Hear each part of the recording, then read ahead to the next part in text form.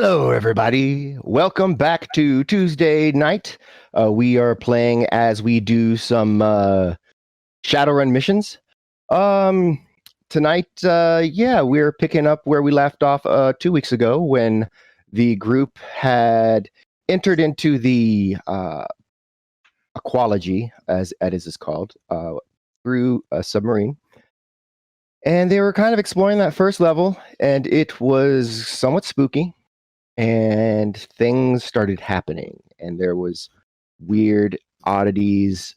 And then they got around and figured out that there was something in one of the back rooms.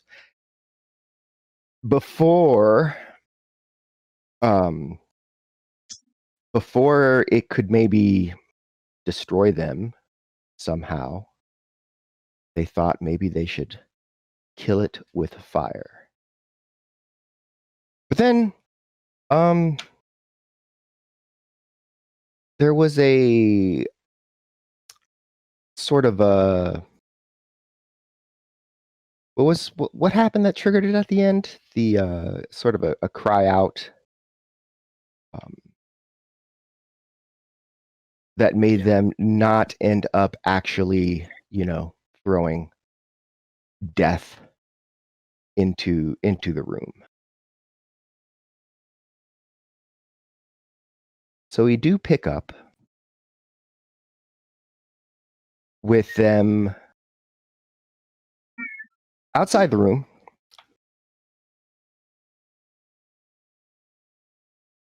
wondering what it is that they have stumbled across. And can I just say, roll 20 won't be like that. Okay, cool. So, yes, there's a cry out from inside the room.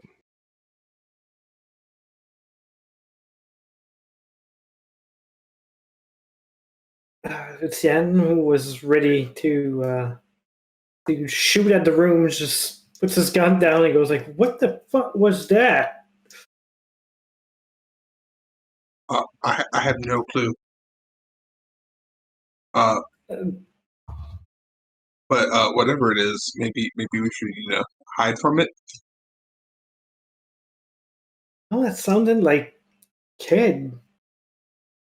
I said what I said. It's gonna move.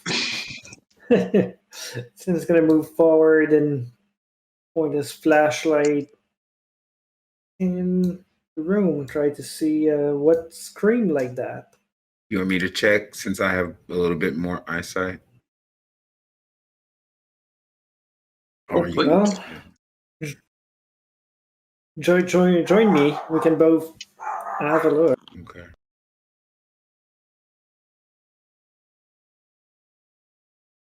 As you look under and peer into stepping in there. I didn't go in the room. I know your tricks. and peer into the room, you see, there's the couch. It looks like a nest in there. There's some other stuff going on. And then you notice just a little flicker of movement kind of behind the couch. And you realize that it was a pair of eyes kind of looking, and then it ducked down as you came in. Hey, if you don't mean us any harm, we don't mean any harm either.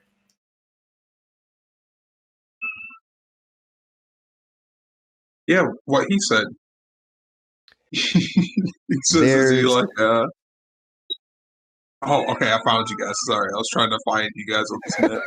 It's all dark. You're looking around. It's like that Atari game Haunted House way back in the day. Yeah. Anyway, so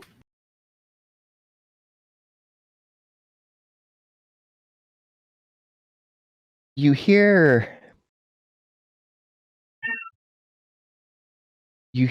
a tentative voice. Go away.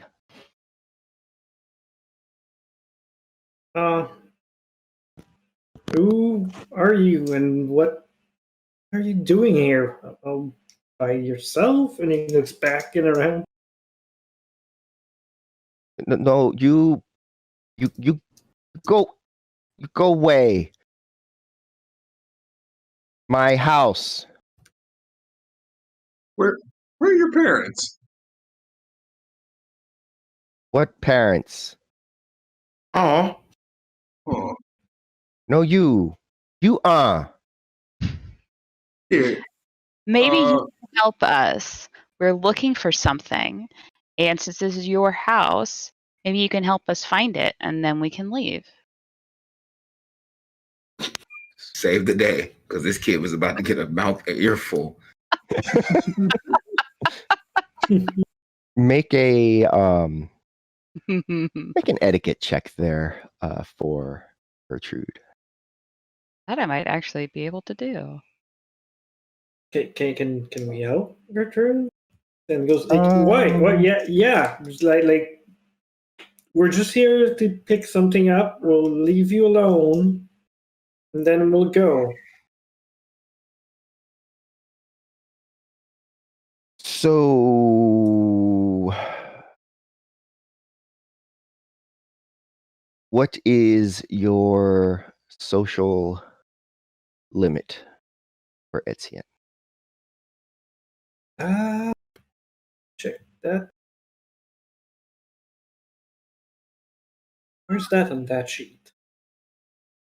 It should be under your stats, yeah? Oh, you're right. Social limit is 4. All right. And Gertrude's social limit is also 4. 4.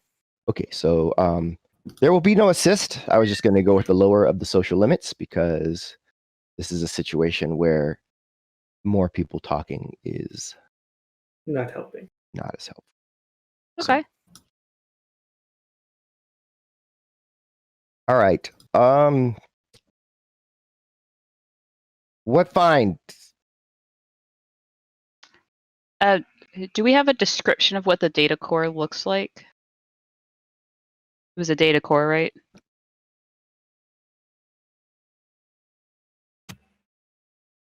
What it Yeah. was? Etienne is gonna. I think he carries with him a small photo projector, so he's gonna make it up an image of the data core. As you do that, she pops up from kind of the other side of the couch, and her eyes are wide.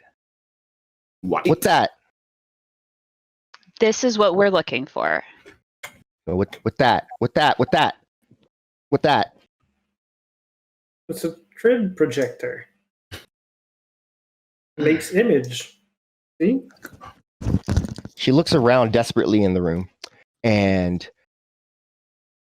suddenly dashes out from behind the couch, rummages through a pile of blankets and clothing and other detritus. And you get a good look at her now.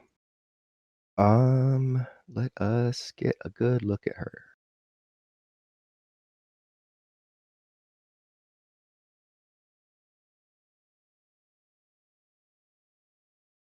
All right.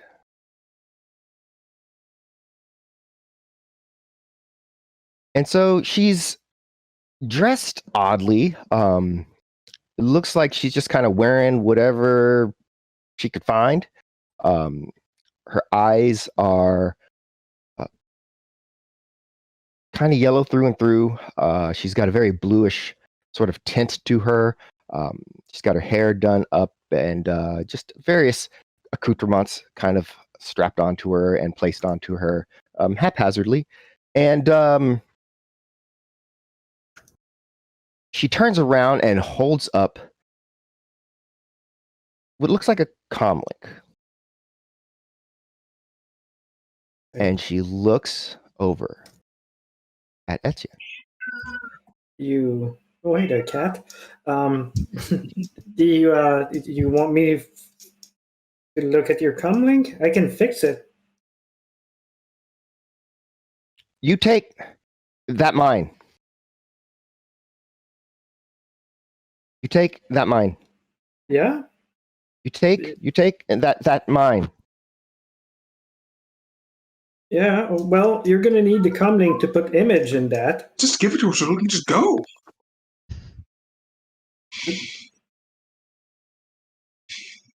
All right.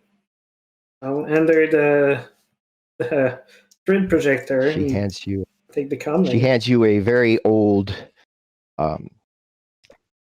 And actually, it's on. It appears to be a working comlink. It just doesn't, down here. It would never reach anywhere. And she takes the trid and she just turns around and ducks back again behind the couch. Comes out. She's got another comlink. It appears, and she's trying to hook them up. Unfortunately, You need help to connect them together? Says Etienne as he's taking the blanket off his drone. She covered it. she's looking at the trid projector and is confused. And then she's takes the cable from the comlink that she has, and she finds a groove, and she's just trying to slide in the groove, and she's just, how do you plug this in? Okay.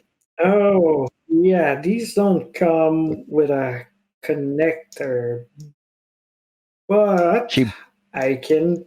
She holds them both up. Make work. Make work. Make work. Yeah. I put the first comlink away in my bag, and I pick both of these things up. I look at the other, and I shrug. I'm like, "That's probably going to help us in the long run. At least the spirits are going to stop attacking us. So give me 5 minutes. Yeah, 5 minutes. Have a look around, and I'll try to rig them up together.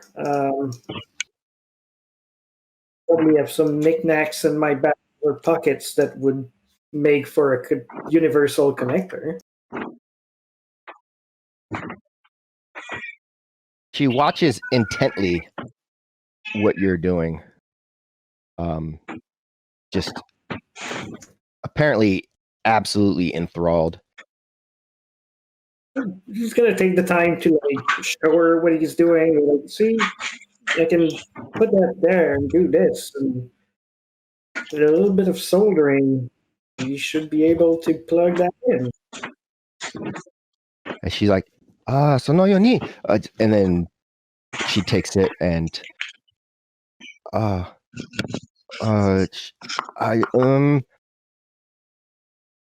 yeah musen wireless. Yeah, those things don't work very well down here, though. It's too deep. Yes. Too water. Yeah. Water. Too much water above us. She turns on the trick projector and sees the data core device.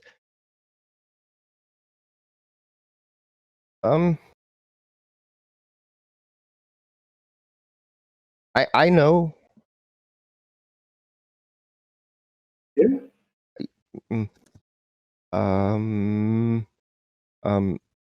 Not here. Not here. Not here. Other place.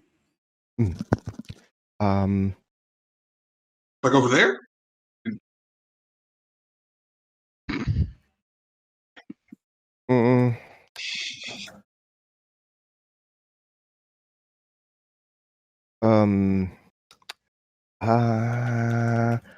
Matsu.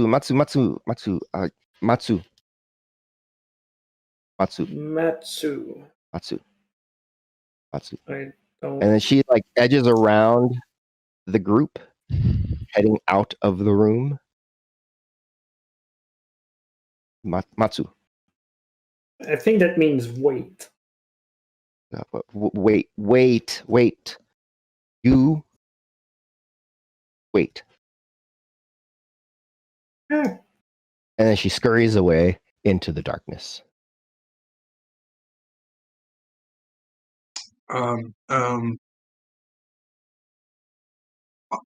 Matsu? Wait, Don't you like these samurai stuff? You don't speak their language? I mean, I That just sounds like it. I can repeat what they say. I just don't know what it means. We can get you a skill soft for that. You can learn it. Oh, sweet. Yeah, I mean, I guess. Yeah, that sounds like a good idea. Okay, all right. But Yeah, skill sure, stuff is going to be are we sure she's fine. coming back? How Well, long did we wait? I mean, the other option, I guess, is that she opens the door and just floods us with this lake. I mean, do you guys know how to? You guys know how to swim? I sink pretty real good. well. I'm an elf. We're not that far I think from- we deal with nature well, right? In general. Yeah. I mean, I don't know. Yeah. Can I take some kind of test to know just how badly or how well elves sink/float? I mean, do you have swim skill? Who, me? Mhm. See, do I have swimming as a skill? No. Yes, I do. I have 1 in swimming. With your physical stats, should be enough to bring you back to the submarine that's in the moon pool back there. Yeah, I feel like that's you know, as long as you. Better than every single one of us. Yeah, I mean, Ooh. so the problem with swimming, the thing that makes swimming hard is the part where like you're not in the air, and so you can't breathe, right? Like if we didn't have to worry about breathing, everyone could swim. You could move around in the water and fluff about. So, that said, you would still prefer if you would still prefer it if, you know, you didn't get flooded in. So while she's out of this room, what else? What else is in here?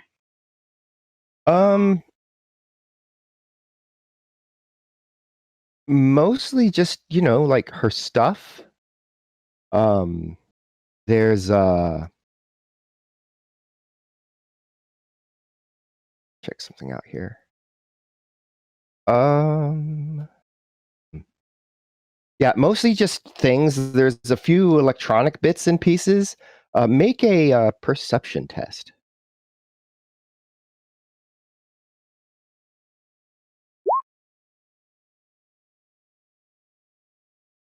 Okay. Yeah, there's a few bits and bobs. There's paraphernalia. There's like flyers from old events. There's like a trophy for some sort of martial arts sport. There's a broken coffee machine. Just yeah, various knickknacks and doodads and the like. Is there a date on any of the flyers that can be read? Yes. Most of the flyers are older. There are a couple, however, that appear to be more recent. Post opening of the containment zone, actually.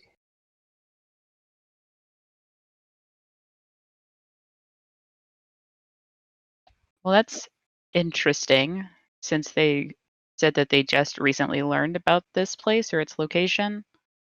That she's got stuff that appears to be more recent. Now, could just be, you know, trash that sank to the bottom of the floor that she picked up. Right.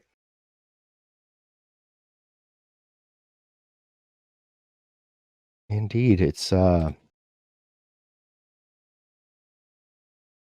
a little bit is of a there any mystery. like? You said there's a broken coffee machine. Is there like a broken snack machine next to that coffee machine? No. Yeah. I Well, mean, Satchel's like when gonna I be say looking for coffee snack. machine, I mean it was just like a coffee maker, just a. Oh, okay. I didn't know if it was like one of those old school, like pull a little tab or hot cocoa came out the bottom. Yeah, no, it wasn't. It's not one of those. Oh, okay.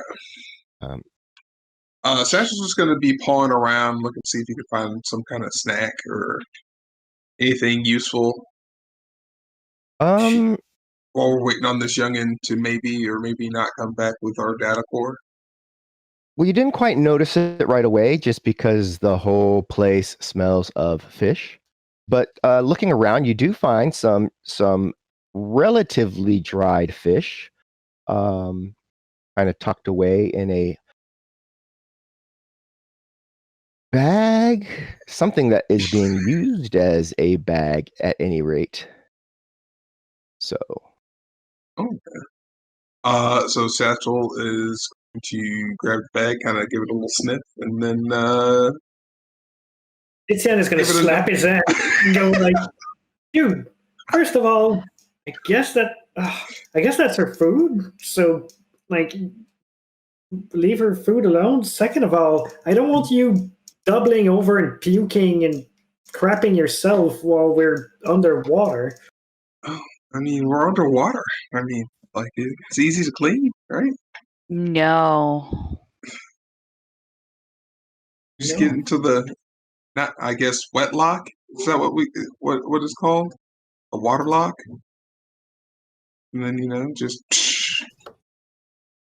I wasn't here for how we actually got into the ecology, so I'm assuming there's some kind of locking mechanism to keep the water out of the place. We They took a tiny submarine. Okay. submarine just got up in the what we call a moon pool, where it Okay. can come up and get out of there. Gotcha. It was the one that you and I rescued from the bottom of the lake before. I'm tracking. I understand. Yeah. Okay. And by the way, have you ever seen anyone that looked like that? Their eyes were yellow and their skin is kind of bluish. I have metahuman biology. Well, she doesn't have fur like you. I have metahuman biology. Metahuman biology, you can roll that. It's unless you get a pretty high amount, you're probably not going to get an answer for that. That's more like knowing about where the heart and lungs, and how life works. So yeah, it's probably got a circulatory system and a nervous system and the like. How about transhumanist philosophy? Would that be better? You can go make a roll on transhumanist philosophy. Yeah. No. Okay. Perhaps it is some sort of meta-human who has adapted to live in an ecology below the surface of the water. And what's next? A mermaid? I mean, just, transhumanist philosophy. What comes after that? It's like next thing you know, they'll be coming out of the ocean and taking over the. I've heard about a guy who was turned into some sort of frog person after a magical incident, but so maybe it's something like that. I mean, there's no sunlight down here, so it could be just a lack of vitamin D that's causing discoloration of skin and eye discoloration. Too much charcoal in the water filtration system. So Sexual's gonna nod, like grab his chin and nod like he understands anything that's being said right now. But he totally does not. It's like, yeah, I don't think it's anything magical. I just feel like my instincts are telling me that it's not a magical thing, but I guess I could try to read her aura when she comes back. Yeah, that's the thing you could do. Speaking of coming back, after several moments, probably about 5 to 10 minutes, she reappears, trailing water behind her.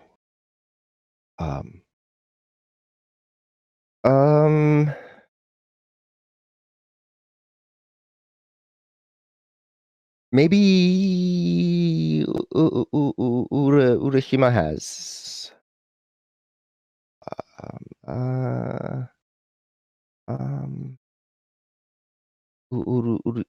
Urashima has. Hiroshima is someone? That's their name? Name. Urashima. Okay, they're on the other section of the ecology. The one that's protected by. There's someone like you that's living down here that has been for a long time.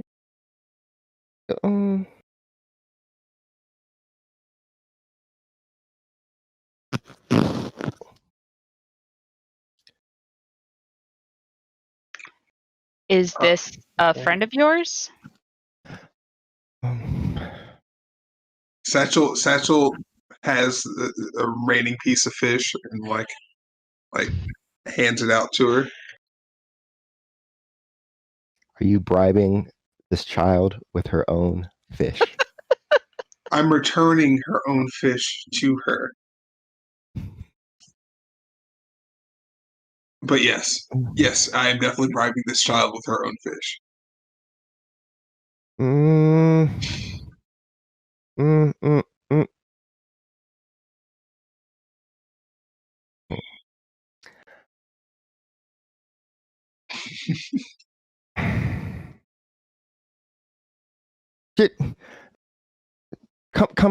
Come look.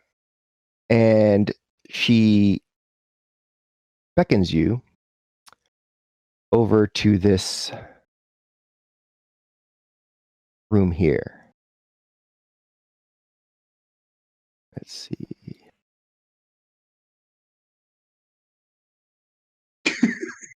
Which room?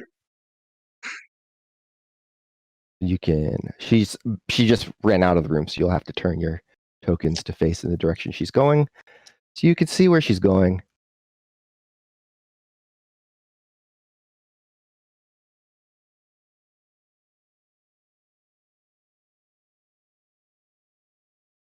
Okay. So she heads in this room.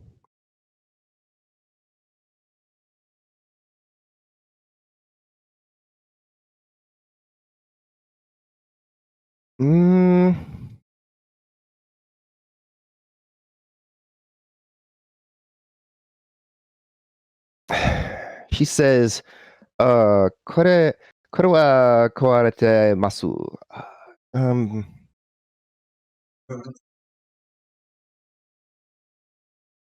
No work.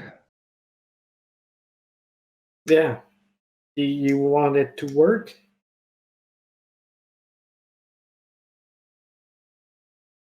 Right, that might take a minute. I mean, looking up a comlink to a grid projector is one thing.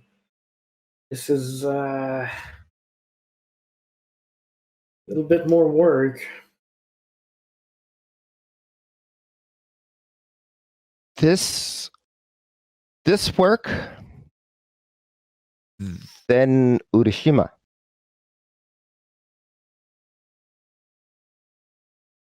So I think she was saying you make this work and then Urashima.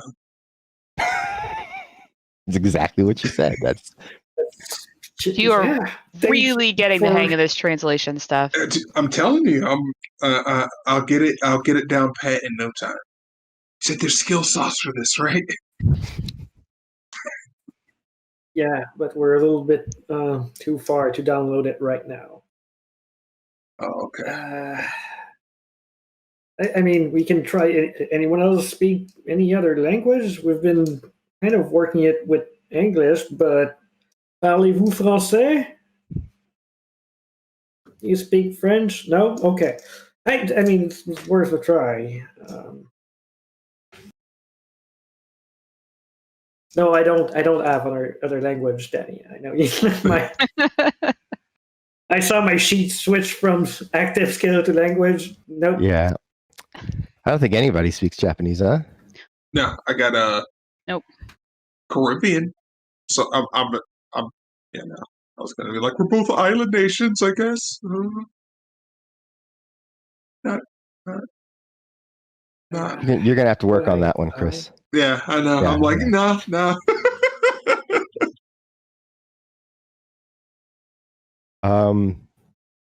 So yeah, she's looking at you expectantly, perhaps wondering. All right, let me look that over. He's gonna start trying to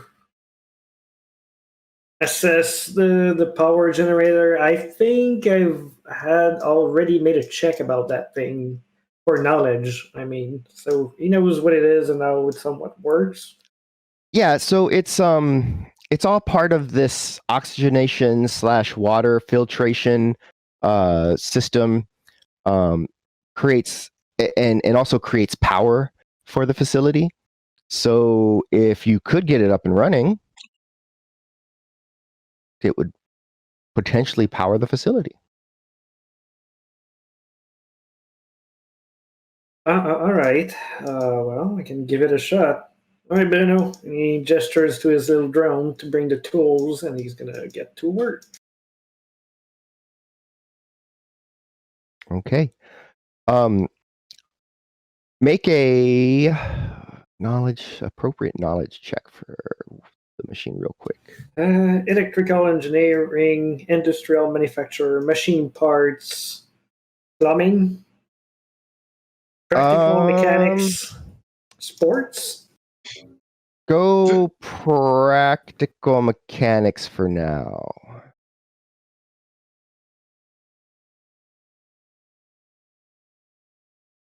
Oh crap! Let me re-roll that. I edged it, and I have wound modifier from our crazy thing from last. Wait. What's your normal roll on this? Practical mechanics is rating of 2 plus logic, which is. So you should have. 6. So you should have rolled 6 dice. Okay. So you. 7. So that's 2 hits. All right. I just take the first dice that you would have rolled and call that the roll. Yeah, fair. So 2 hits. So basically it's it creates power using salt and fresh water and some like electrolysis stuff. So in order for it to work, and probably why it ended up breaking is because it stopped getting you need to feed it salt, basically, the machine. So even if you got it up and running, before you could really turn it on, you'd need to get some salt in there and as like almost like a fuel.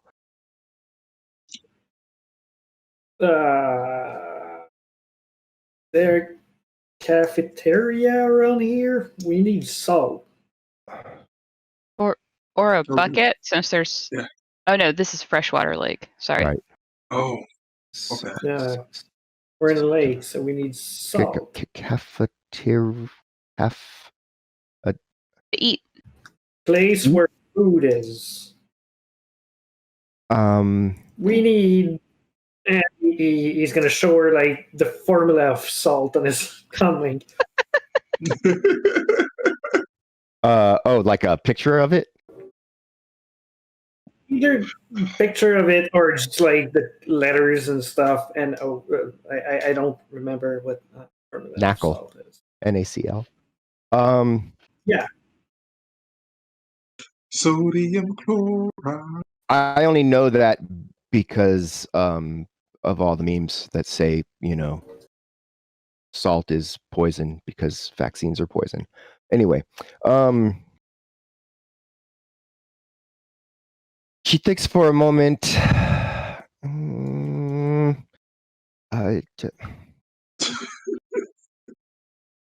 They want to make sense.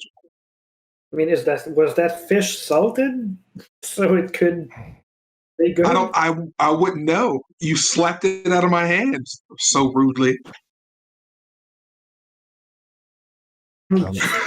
Eat. You eat? She looks at Gertrude. Yes, Oh, she eats. You eat? I do. Do you eat? Yeah. Yes. You eat now? Fish? Does your fish make you thirsty when you eat it?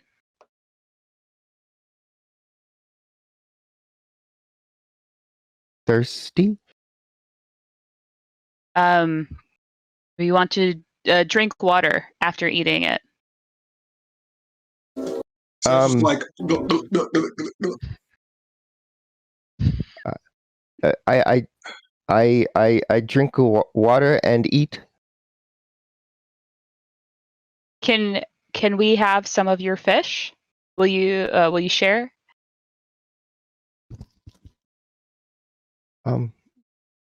She goes to her fish stash, which is empty.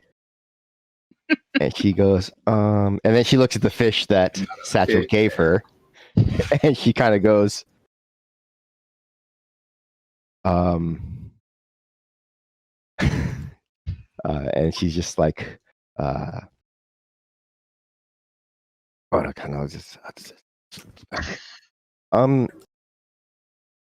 she peeks in to see that Etienne is working on the device, and then she says, I get. And then she again, this time slipping through a crack under where the elevator, right there, the elevator shaft is. She wiggles through a little crack there that, and then you hear her splash into water below. Off to get you some fish. And yeah, unless we find like good quantity of salt, not gonna be enough. how much salt do we need?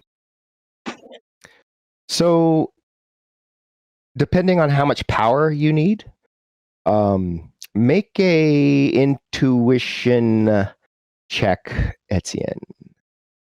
And let me think. Add your hardware. Make a hardware and intuition.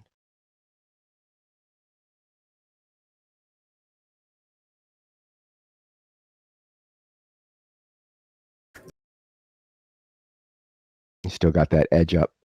One. Oh, fuck. So one hit. You can't imagine she needs this thing powering the entire facility. Right? But she does have her own, albeit small, collection of electronic devices.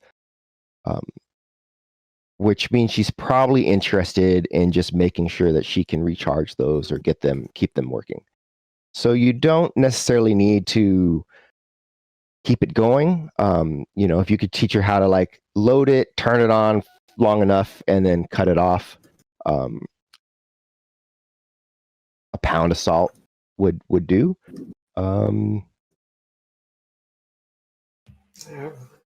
leave about a pound. A pound of salt. Could I use a chemistry roll to see if what we might be able to use that's either in here or nearby to be able to produce this amount of salt? You can make. Do you have it as a skill or as a knowledge? As an active skill. Okay. Yeah, you could figure out some way if you could find the right ingredients to actually create, probably not potable salt, but sodium chloride-esque stuff. Perhaps if there's cleaning supplies, perhaps Satchel, Mhm. would you go check the bathrooms for any kind of cleaning supplies? Cleaning supplies. Got it. All right. Know where the bathroom is. At the end of the hall, right there. There's one of each side. Okay.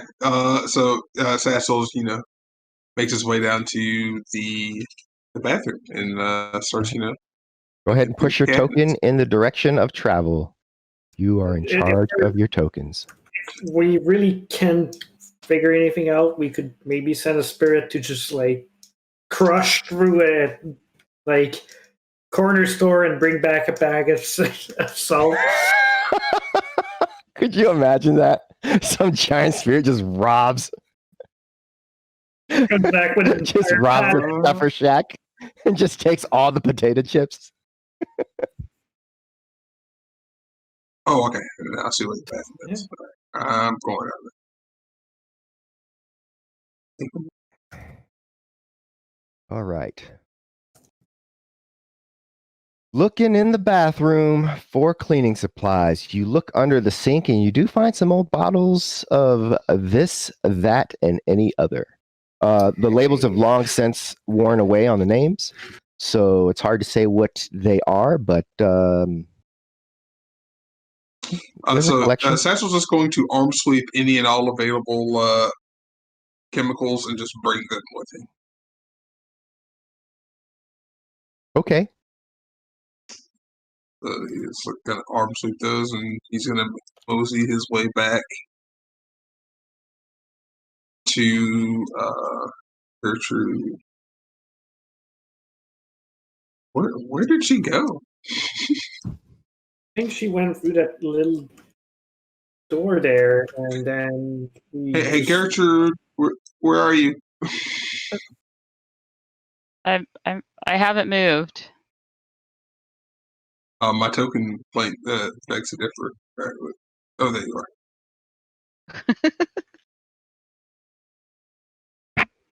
And then he just kind of like places all the chemicals down here at your feet. These are very worn out, so I can't tell what they are, but hope this helps. Well, we'll give it a try. Thank you. Limbo. Is there another bathroom? I mean, they said there was one on either side. Just now. So I'm going to try to look at the other one, but I have no idea where the other one.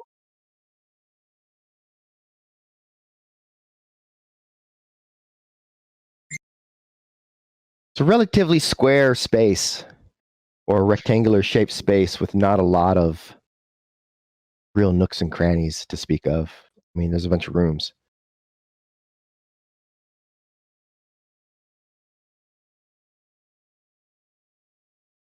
So if you're just going to go seeking through all the rooms, yes, you find here is not a bathroom, but rather a kitchen. Oh, look, there's a kitchen over here, guys. Is there salt in the kitchen? I am raiding the spice rack as we speak. So make a perception test. Meanwhile, Gertrude, make a chemistry test. This is just a logic and chemistry, yeah. So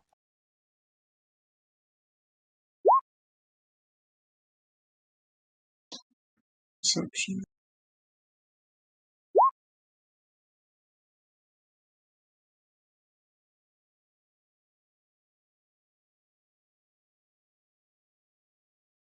Gertrude, you with what you have here, you could potentially make salt. There's household cleaners that have chlorine, and there's some baking soda, which is got sodium in it. However, you'd first have to kind of separate a lot of chlorine out from the cleaner, and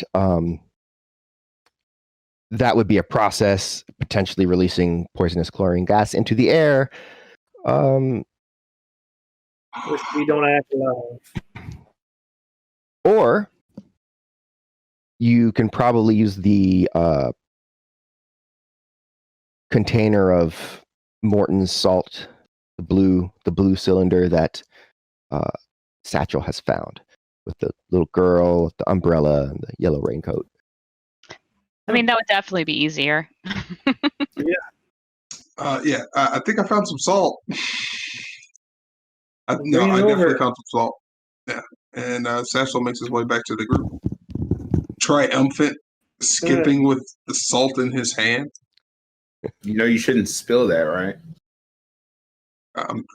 And with that, he cradles it to his chest and is now very anxious about spilling the salt. I shall not spill the salt. Okay. All right. So you have given the salt over. A few moments later, the girl comes back and she unceremoniously dumps several wriggling fish onto the floor. Fish. Thank you. Those are good fish. Satchel puts his hand up to like high five her. Like, well done. And he like smiles expectantly. He just kind of like,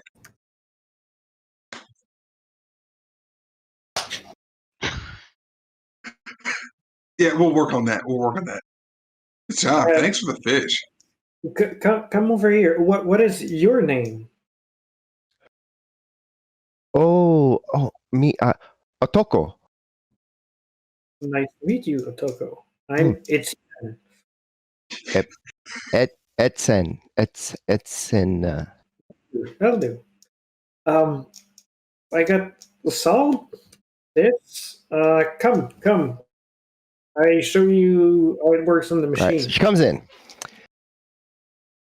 and you take some time to show her how it works. What you're going to do, however, is make a quick industrial mechanics or hardware. Industrial mechanics will be a lower threshold roll to have actually fixed it. Let's go with industrial mechanics. Her name is Otoko. Otoko. I'm gonna keep my edge, so let's hope 2 is enough to fix it. Okay. So with that, you show her how to work everything. You show her the sort pullers in, and you put it all in, and then you stand up and triumphantly pull the handle to get it started, and it crank, and then it just stops. It does not start. Give me a few minutes, and he's gonna try again. If it's something that's possible. It is possible, however, the threshold goes up. All right. Well, I'm gonna start by rolling, and then if I need it, I'm gonna post edge.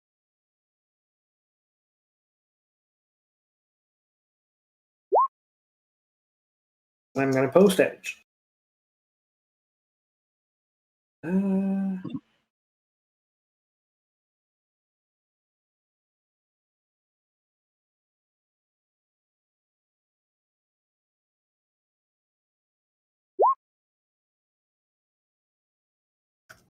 Okay. So 4 hits.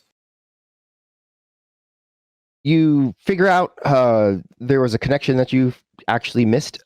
You reconnect that, and then you stand up and once again triumphantly pull the handle to start it, and it does indeed start up.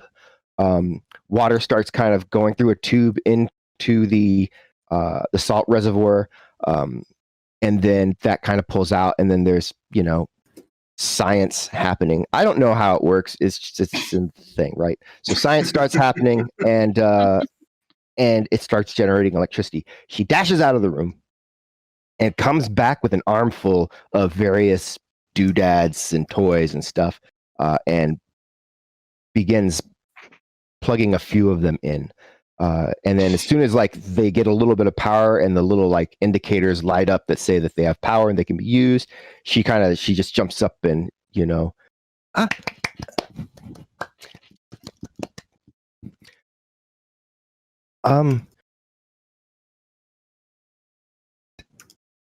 thank you. My pleasure. Now, the thing. Urushima,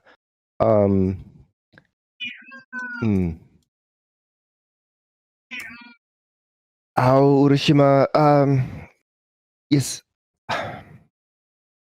And then she looks at the salt and she just kind of looks at it for a minute. It looks like she's kind of studying it, making sure she knows what exactly that is. And then she hops out and beckons you to the elevator.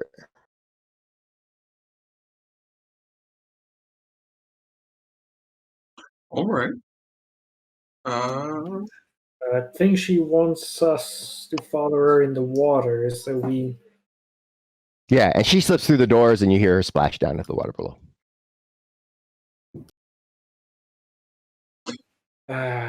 So yeah, Satchel brings out his glow stick or his light stick or flashlight, whatever you guys call them in this game. And yeah, he just hops on down in there. All right. Well, I imagine you're going to pull apart the doors because she can slip through, but it's a little small for you. Yeah. Rip open those doors as best I can. And would you like me to roll? Yeah, if you're going to roll, go ahead and make a strength plus body roll.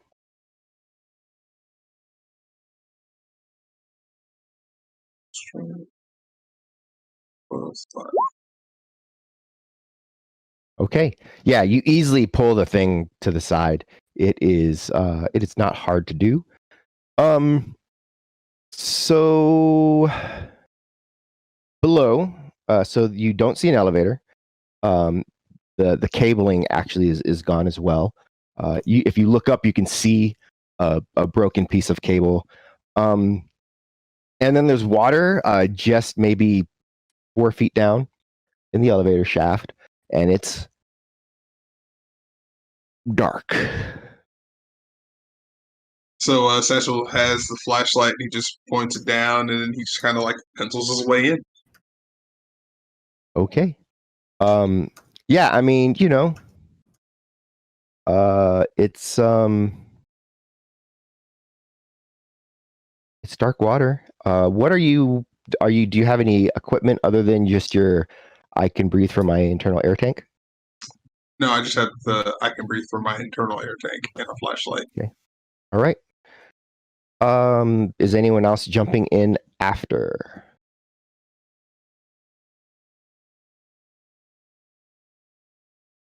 It sounds like maybe if we follow with the sub. Yeah, that's Is it like kind of what I was thinking. Yeah, I don't want to get my fur wet. I just got it done.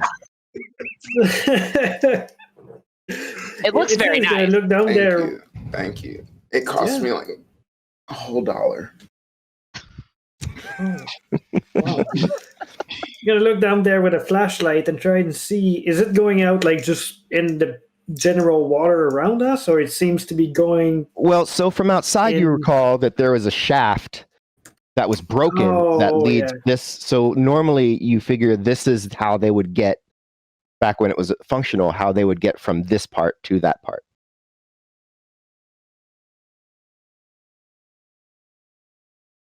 Okay.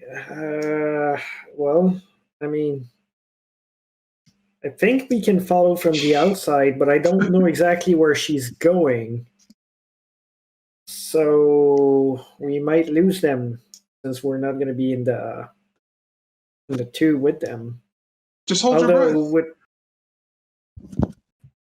breath. That's not the issue. I'm just not a very good swimmer.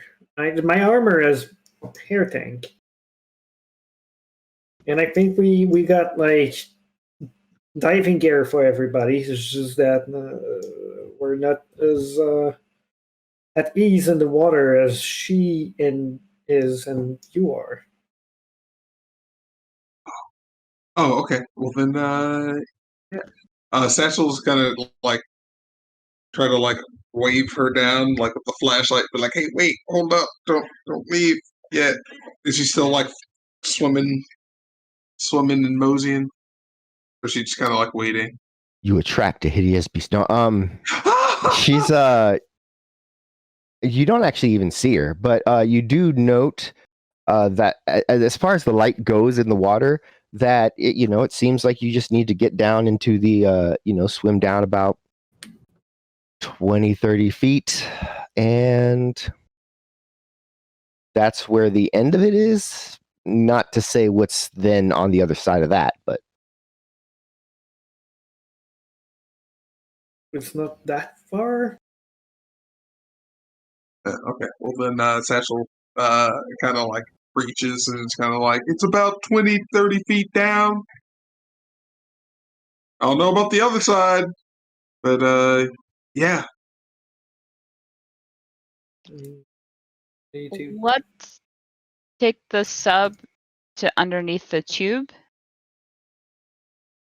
I'm more concerned that if we swim over there and there's a problem, then we have to swim back up here to get to the sub to leave. That's smart. Yeah. All right. We'll meet you halfway, and then we'll join you in the tube. It's broken in the middle, so I guess we can get in that way from the sub. I mean, yeah, that works for me. If the sub has a way of getting out, if the sub has a way of getting out while it's submerged, I'm not sure about that. I'm not a nautical. Oh yeah, let's not open the hatch. We've already or pull the drain plug. Or pull the drain plug. I mean, but if it's a big enough drain plug, you probably could actually jump into the water from it and maybe just like plug it back in real fast. Let him troll you. Etienne is going to use his micro transceiver to call what was his name again? The sub driver. Goober. Hey Goober, this is Etienne. Goober, do you receive? Hey, how's everything going? I'm just watching some of my flicks here on the trade, waiting for you guys to be done. Y'all found anything it's going interesting? Okay. Yeah. Oh, good. We did. We were thinking about maybe moving towards the next section. All right. We were wondering, is there any way to exit your sub while it's submerged without flooding it? Is there like a part where it's a good thing you added that last little qualifier there, because no. It's not that sort of sub. It's just for quick explorations and the like. But okay. I mean, what do you need? What do you need? What do you need? We're trying to get through that broken tube that we saw. Satchel is going to get in there, and we were wondering if we could like follow from the outside and then reconnect to him while we're underwater. But I don't think that's going to be possible. We kind of wanted you nearby, so if something happens, we wouldn't have to go all the way back here, but just straight to you while we're underwater. But that doesn't seem like it's something that's. Well, I mean, if you really need to, you could just hold on to the outside of the sub in your gear, and then I could pilot it close to where you need to be, and then just kind of stay there. Yeah, that's an idea. And he looks at the other, and you can he has this little on his jacket, so you can hear all of that. Everyone. Oh, okay. So what do you guys think? That could be an option. Down for whatever. That would eliminate Well, you can put your dry suit on, and that should I just left do my the thing. swim cap at the house. I didn't know. Well, I don't know what to say about that. It's okay. I But mean, maybe there's one that comes with the suit. I I don't. mean, you know, I don't want to die, so if I have to get it wet, I'll get it wet. That's fine. But if we can avoid it, that's all. All right. Well, Satchel, can we meet you and our new friend at the breach, and then we can get in with you, and the sub is going to bring us there? Sure. All right. Meet you down there, I guess. Bye. Let's try that. All right. So as you head to the sub, Bye. Satchel is going to make his way into the elevator shaft and down below. The lift itself, obviously largely destroyed years ago in whatever explosion or whatever happened that blew out the neck of the shaft. As you make your way down, you realize that a lot of the part seems to have been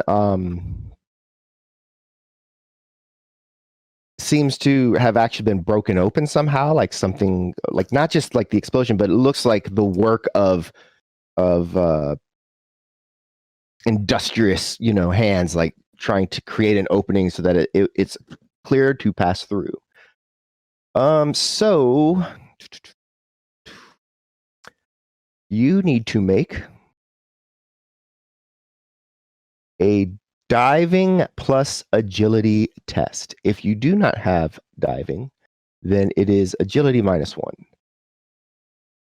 Okay, so agility -1 it is. Yeah, you got lied to because diving is not the same as swimming. Okay.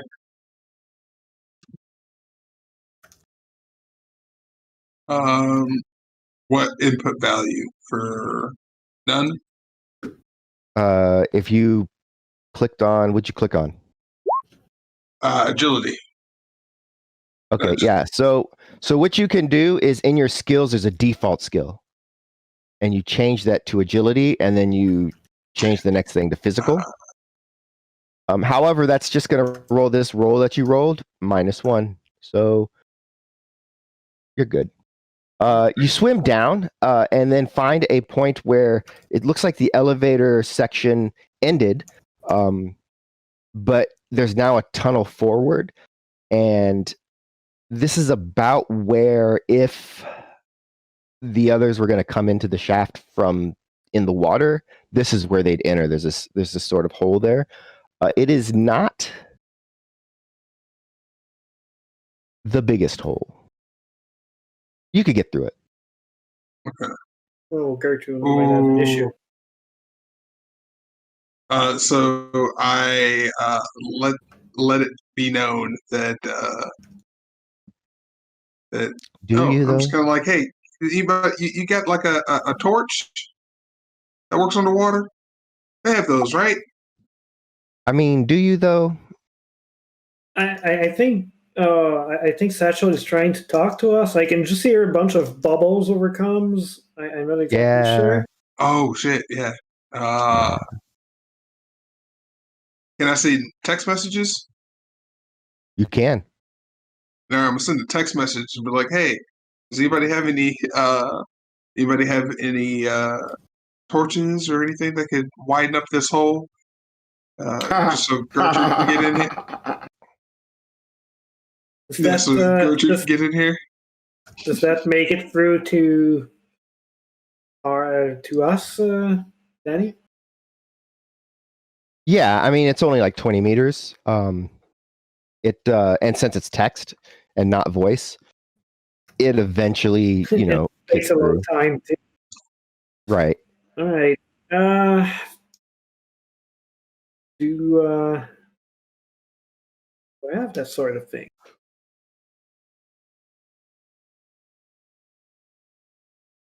I don't think so. What are you looking for? Some reason.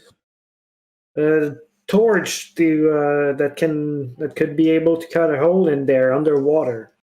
Blast I for think Cutter. left that. Yeah, something like that.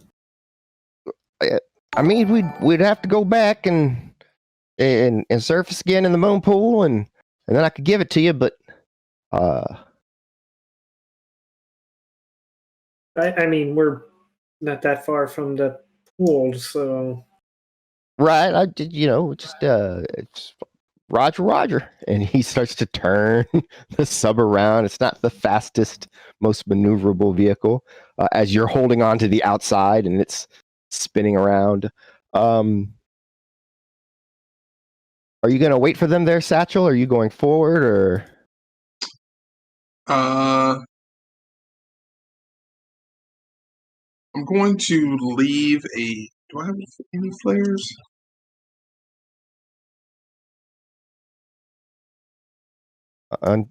Underwater elevator shaft rave? Yeah, so I was just going to leave a flare so they know where they could possibly come in. So, because I don't want to just literally sit here and hold my breath for an hour and ground at the shaft. You know what I'm saying? Yeah, you have a light stick. You have 2 of them. Yeah, so I'll leave one light stick. I'll kind of like tie it nearby to a like a little anything Or just that's like wedge it into between like 2 shards of metal that have like come out, and just call it a day. Yeah, and then make my way down the shaft, trying to find some air. Okie doke. That is what you are doing. You now only have a light stick. Okay. All right, and you make your way forward, and as you get to this end of the tunnel, it actually rises up. There's a ladder.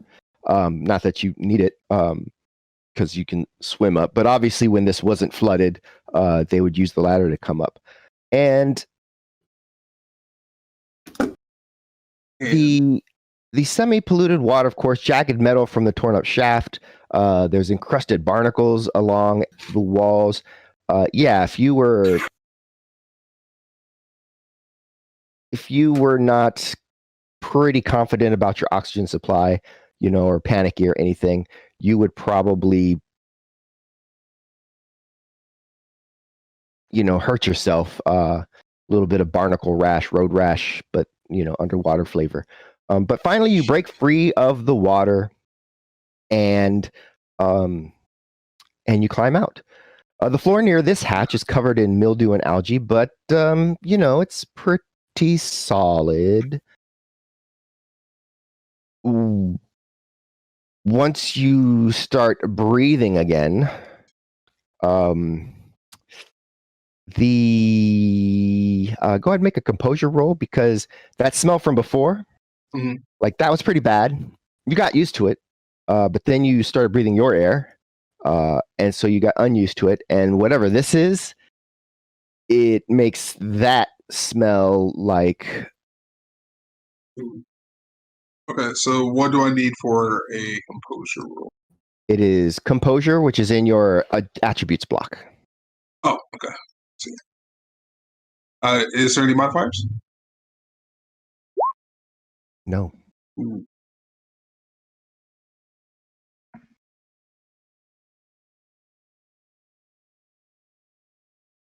You take a few steps forward.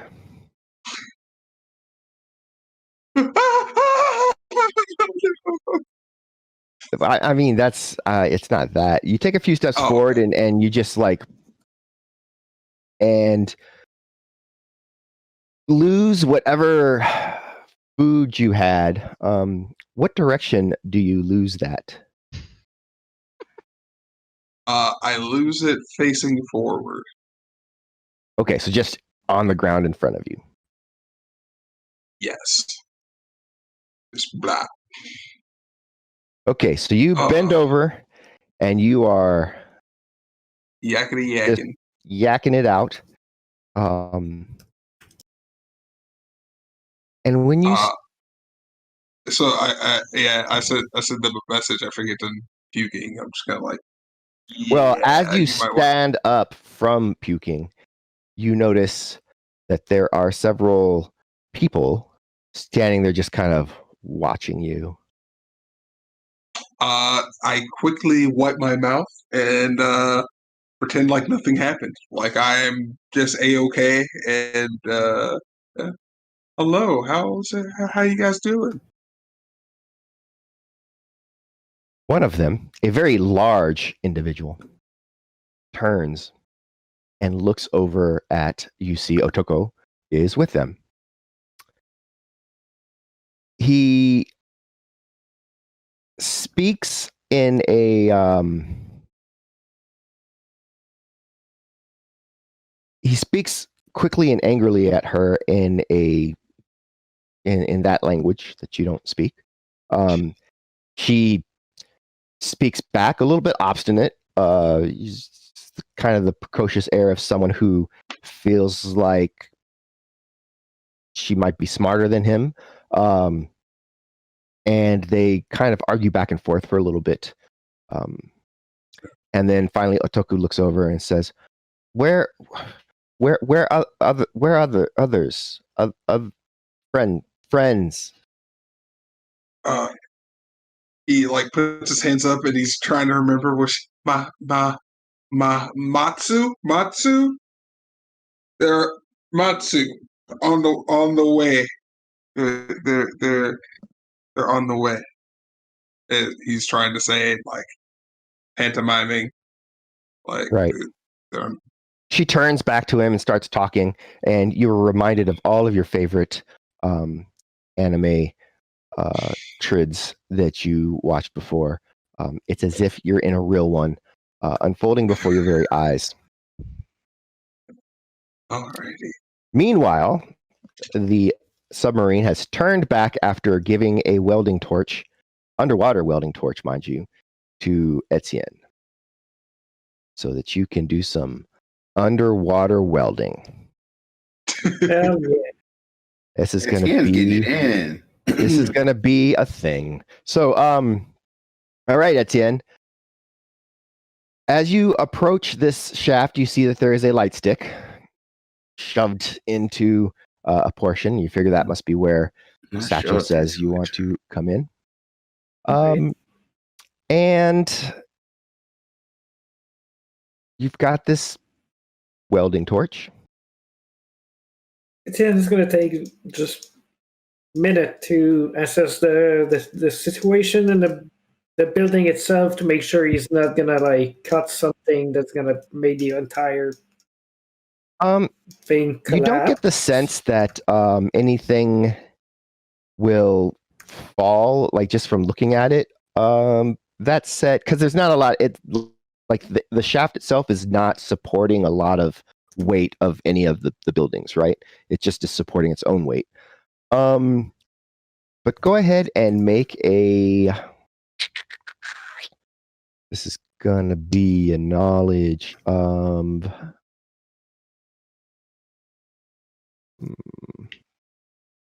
Make an intuition check. Just flat intuition? Just flat intuition. I'm not giving you a -1 because you have plenty of skills that kind of relate, so I'm just going to call it an even intuition.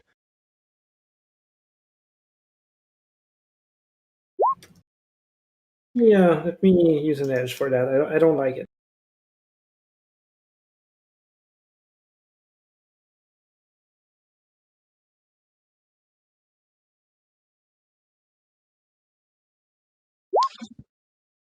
Big old 2.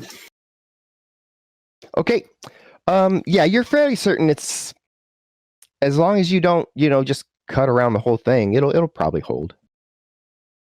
Okay. You're just trying to get the extra like scraps out around the sides. Smooth it out as well as making it bigger so everybody can fit in.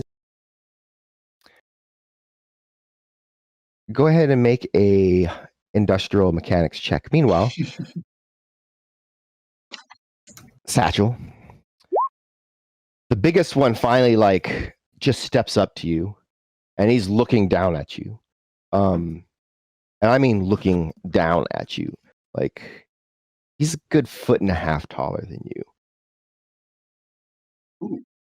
Everyone else is kind of normal size, but he's tall. Maybe almost as tall as Gertrude. Ooh. Like, how big are the fish down here? And there's no other way to describe this than just mean mugging, you know, like he has decided he does not like you. Oh, That's and doesn't like me? Okay. and he's just So looking down at you, just kind of this little snarl on his face. he kind of like, Satchel kind of like looks past him towards like Otoko, and is like is there something going on here?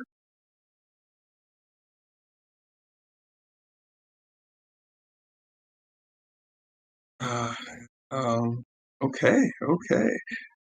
So Satchel's going to, like assume that he's upset that I just puked in his living room, I guess. So he's going to try to like sweep it into the water or something. It's like, see if that helps his case any. So you just jump back in the water. I know. He's trying to like sweep his mess that he just made into the water, so it's not just like chilling in front of him. He just, as you step kind of away and he steps back, he just watches you. The expression on his face doesn't change in a way that's eerie, actually. Like almost just this weird dead stare. Finally, he just sees like, and then he turns and stalks away. A few of the other people are there. They're all speaking excitedly to each other. Every once in a while, one asks Otoko a question. She responds back. And then another person comes up and starts and speaks sharply to Otoko. She's a little more deferential to this one, but still a little bit defiant.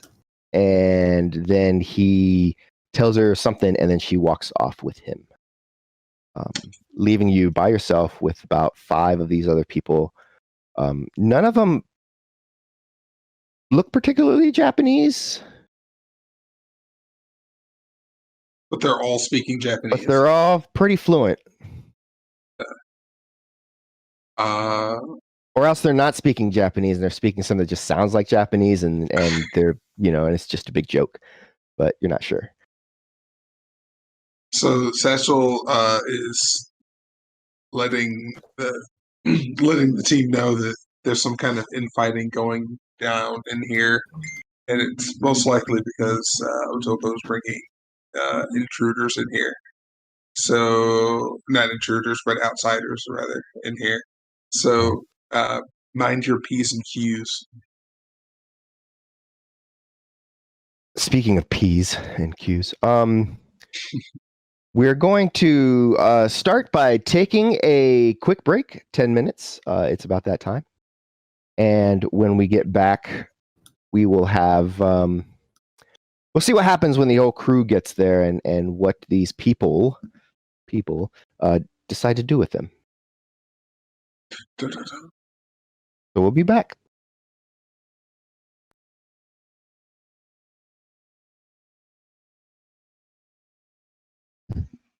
And we're back. Wow. So just before the break, Etienne was trying to widen the opening into the shaft. And Satchel was involved in a little bit of upchuck diplomacy and not doing so good there, but it works out. As you easily cut through and widen the hole, it becomes time to actually make your way in and try to get down to the other side. So who's going first? Sienna's gonna go first. All right, make in this case, swimming plus strength.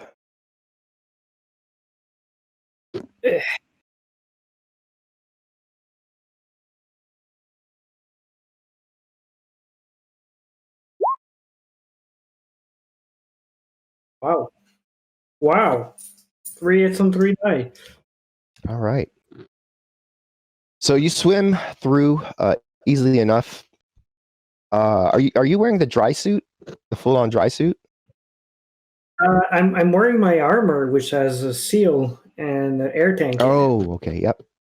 So you don't even really need to swim so much. You just kind of like paddle your hands and kind of push with your feet off the floor, and it works for you. All right. Who's going in next? Is it going to be Nico or Gertrude? I guess I'll go. All right. So Nico's going to go through. Give me that swimming. If you don't have swimming, then it's going to be a strength default. I know I have running.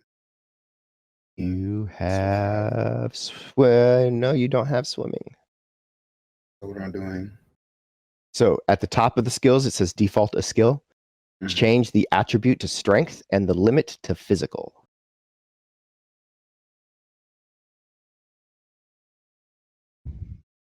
There you go. And then just roll that.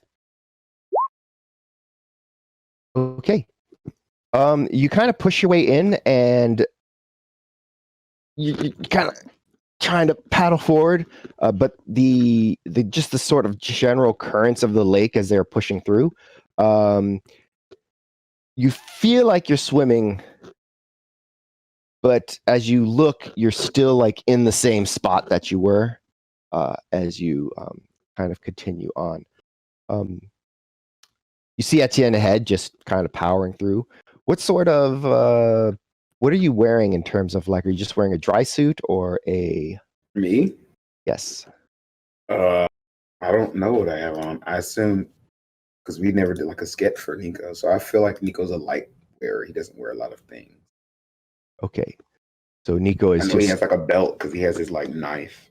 I think he's got a gun too. So. okay. So you're just dressed in like swim trunks, belt, Sure. Let's go with that. mask and snorkel and scuba gear. Okay, got it.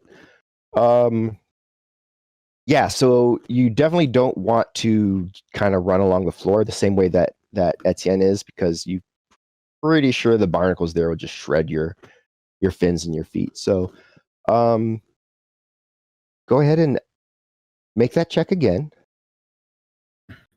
Okay.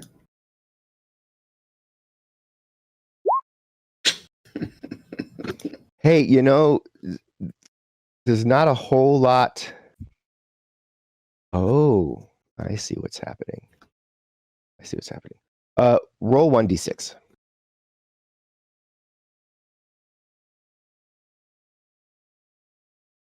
One. Just a 1d6. Okay, and then roll it again.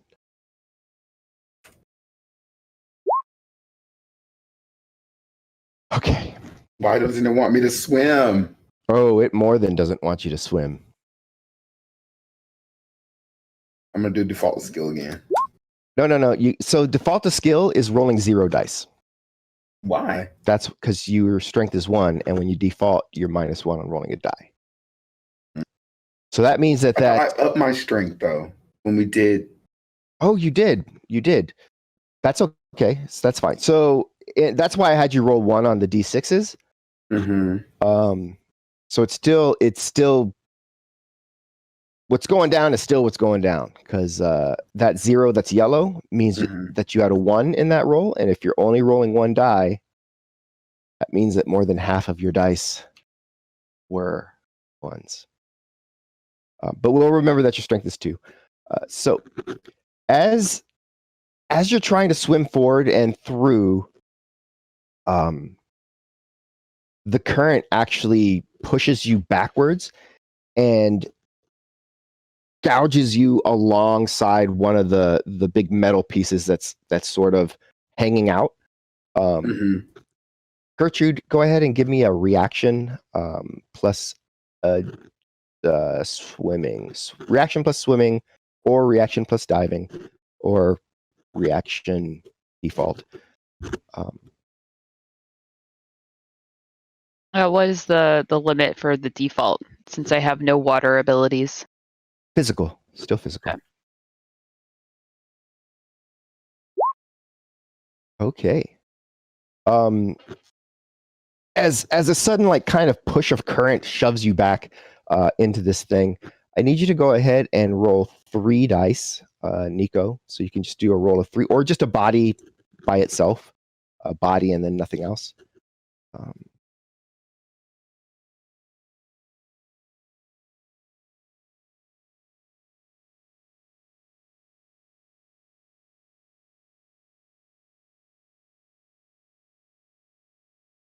Who was that for? That's for Nico, for Duryea.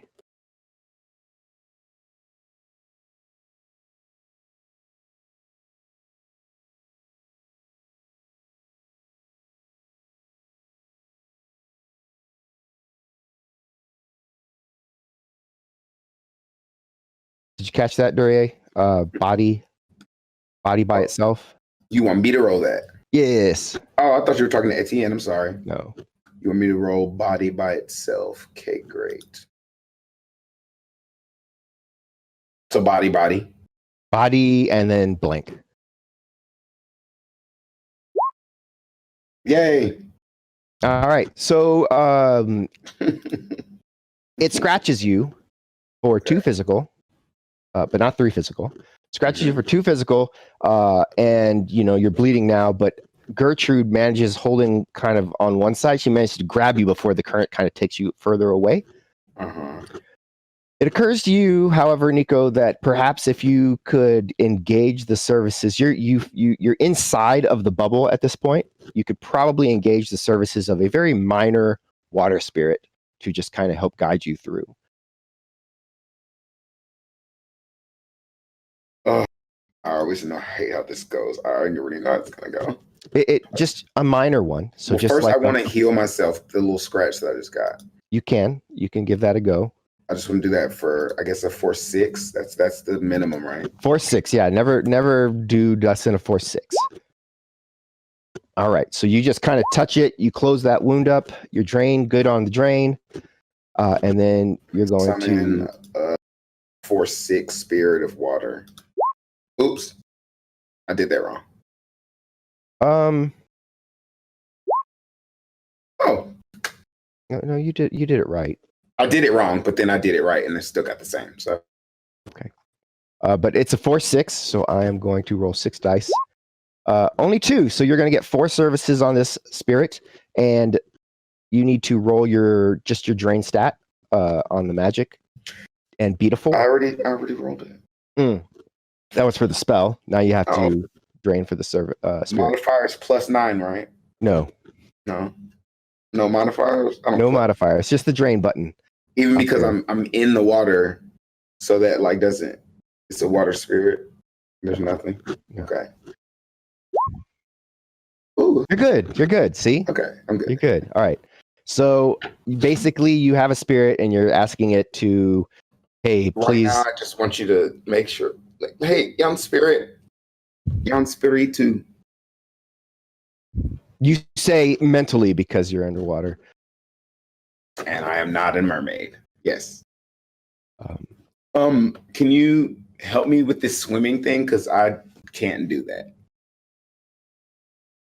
In your mind, you hear, do doggy paddle.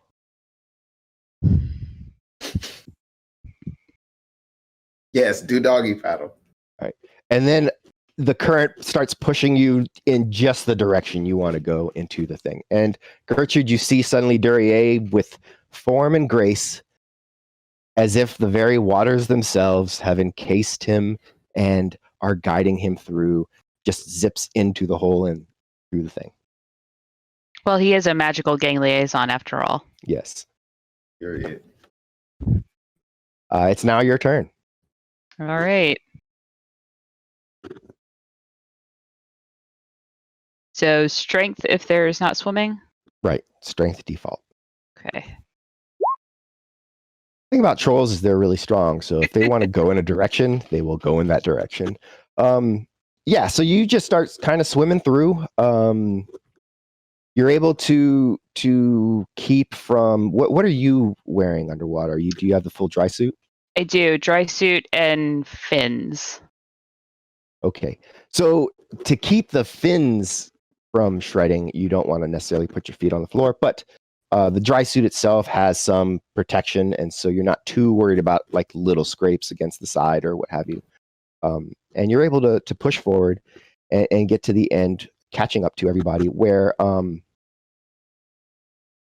you swim through. As you look up, it's like the water has some sort of like oily sheen to it or whatever, but whatever. You guys swim up and pull up out of the water to find Satchel nervously looking about at several individuals wearing, again, hodgepodge clothing with strange and random accoutrements and pieces of flair. Yeah. Oh, there you are. Did you guys get in all right? It took a little bit of work, but I think we managed. It did take a little bit of work. Otoko. She is not Ran. there. Yeah. Okay. Yeah, I thought you were addressing her. So my bad. Go ahead. Yeah, no, I was like, yeah, she went this way with some dude, and then there was some other dude that was just staring me down the whole time. But Then yeah. looks around and he's like, yeah, there seems to be more people than I thought there would be in a lost underwater facility. Hello? Hi? As you are saying hello and hi, I need everyone to make a composure test, except for Satchel. Satchel, you're okay. You've already did not make it. He says that as he's opening his helmet, and then All right.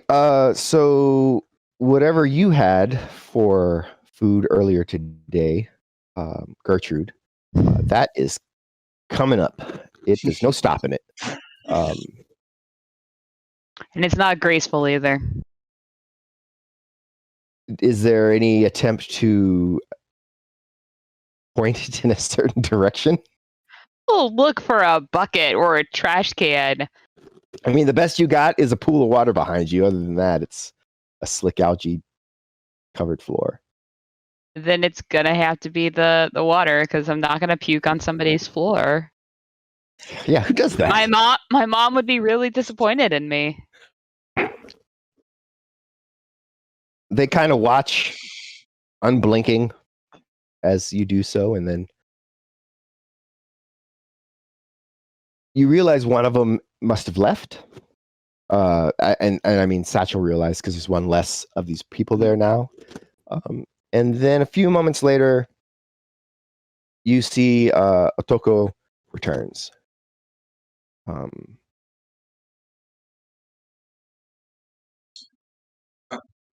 There she is. There she is. And Satchel just kind of like waves. All right. Let me take a moment here to move everybody.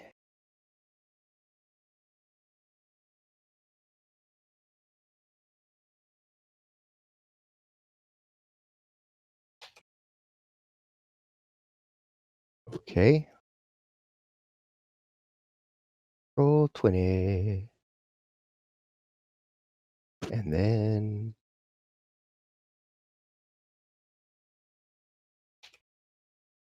all right, great.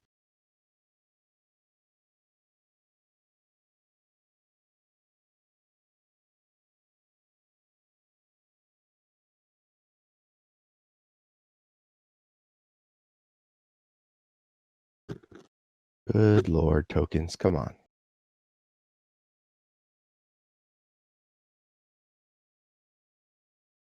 All right. Apologies as I navigate the vagaries of Roll20. Where did Gertrude's token go? I moved mine up to the sub. Sorry. Up to the sub. Yep. All right.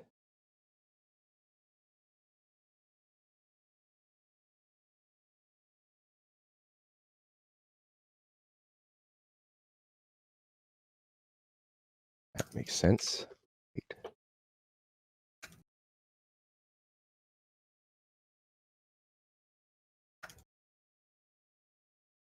All right, on this map that I'm about to move us to, you will be at the bottom of the map.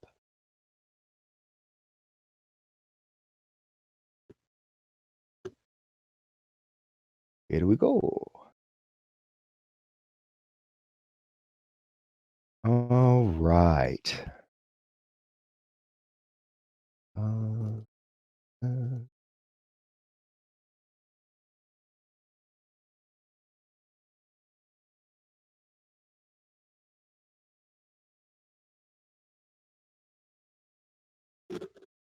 Hey.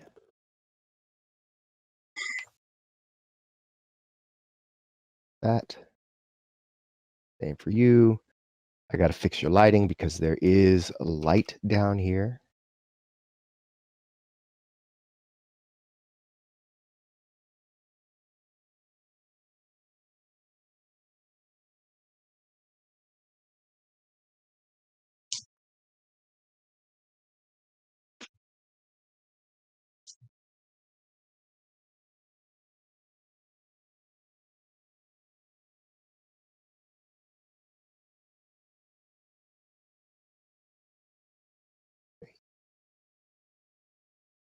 And satchel.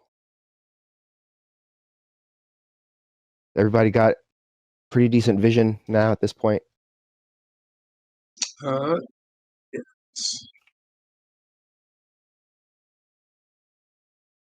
All right, cool. So as you step out, you see that there is most of the ground is actually covered in some sort of soil, a little loose layer of dirt. A large number of plants are growing everywhere, and you can see that there's several of these side rooms, but the doors are all closed. And there are several men and women sort of kind of watching warily from the sides.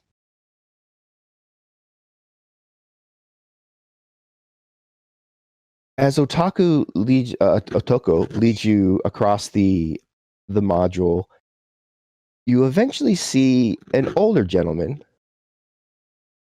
who is leaning on a staff. Where did they go?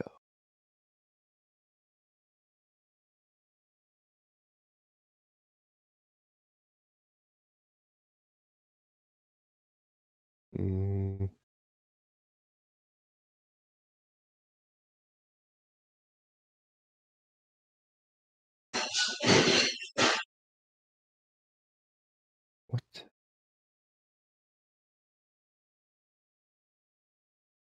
Moment while I find the guy.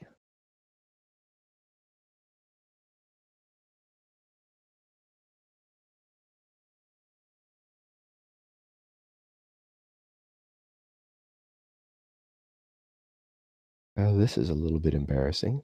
Apologies, as I'm looking for.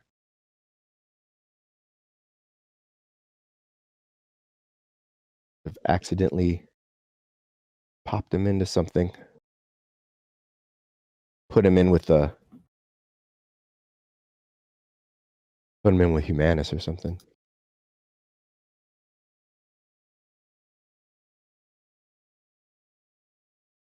Well.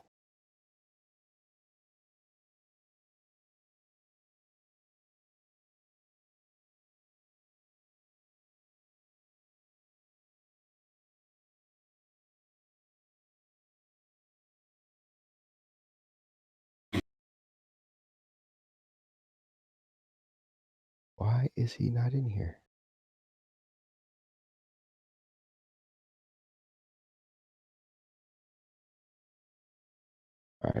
That's fine. So yeah, you are led up as a group. I'm going to slowly kind of move you up here to the other side of the thing, as several of these people are watching you from the sides, left and right. It's pretty big, pretty large space. And you come upon this older gentleman here, as he is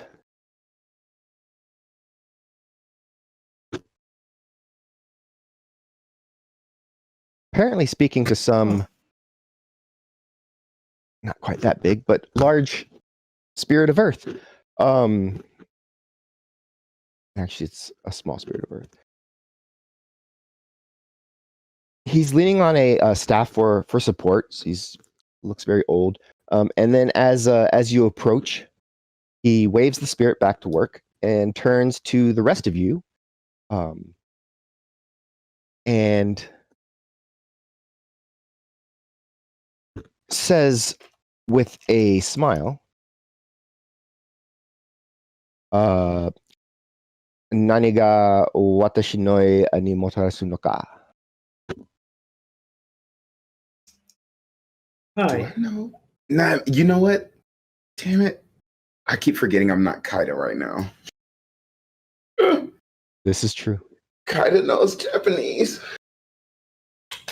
Nico does not. No, Nico grew up in Chicago. He knows AAVE. So I'm gonna ask if does no one here speaks Japanese, right? No, it looks like something we're going to need to learn. We'll all take a class Clearly. together. So, sir, do you speak any other languages? Est-ce que vous parlez français? Especially the one I'm speaking right now. Clearly, because if you don't speak the one I'm speaking right now, you don't even know what I'm saying. He looks over at Otoko and speaks to her quickly. Ooh, rude. And she looks and says, I only English. You do notice that like all the signage in here is Japanese. There's nothing in here that is in English. That's what Hey, do. spirit, mentally. I'm gonna mentally say this to the spirit. Can you can speak any language, can't you?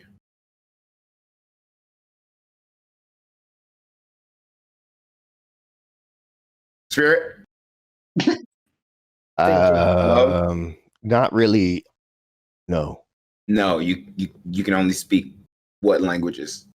I'd assume that you could speak your languages. Oh, so whoever's talking to you or summons you, you can speak what they can speak. Wait. Can your spirit talk to the other spirit, and then the other spirit can talk to the guy? Well, that other spirit's working, so I don't want to. I mean, I don't want to interrupt it. I don't want to come into somebody else's house and then make their spirit stop doing whatever, because then things could get hairy. Spirits have tasks. Yeah, they have tasks, used up. and you never know what you're going to get if you ask them to stop their task. But there's no way that he could that's fair. translate for me or like possess me with the spirit of linguistics to where I can understand what he's talking about. No, that is not a thing that can happen. However, well, we have a good new friend here that can translate. Easy, but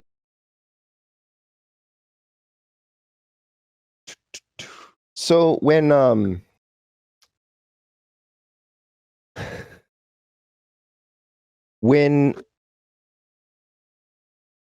you ask that, and then Otoku says, only she speaks English, then she says, she listens to your questions, and then she pulls out the TRID recorder out of a waterproof bag that she has, and she holds it up and pushes the button showing that same device. And she starts speaking really quickly to Dr. Udashima.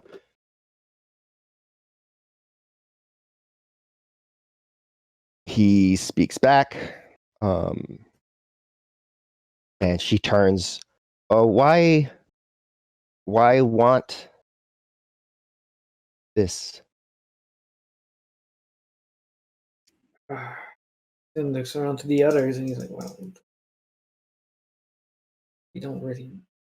And he's gonna use his DNI and go like, "We don't really know. So what do we tell her? Like, we're just here to pick it up." And A friend asked us to come get it. I mean, because if we don't come back with this, they're going to send other teams down here, right? And Yes. that'll be a Other lot more disruptive. other team? Team? we were talking by text messages Oh, okay. at that point. Yeah, we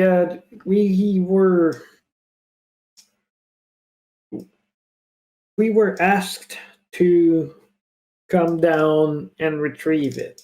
We don't know exactly why, but if we don't, other people will. Maybe bad people. We don't know. Ooh. Other people, other people, bad. A bad.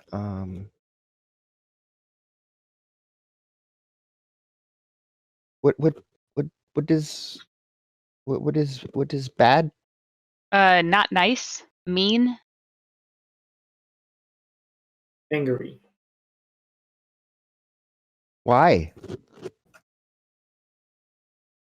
Because someone wants it? Because people's got to eat, and that's when shit gets greasy. It's big fish. Big fish coming. Yes. She turns and rattles some stuff off.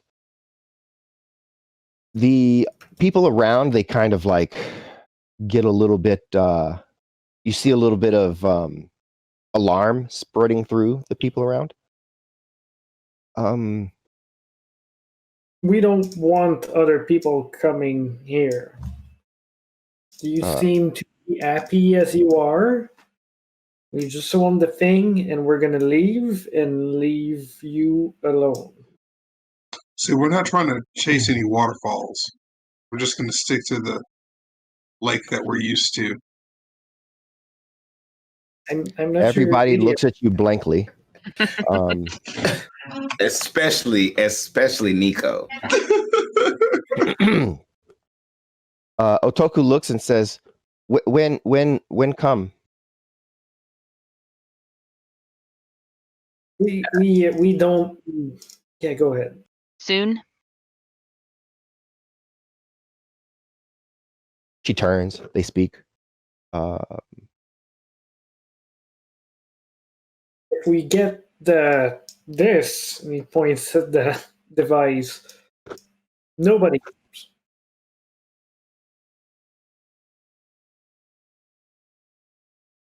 Unless you want to.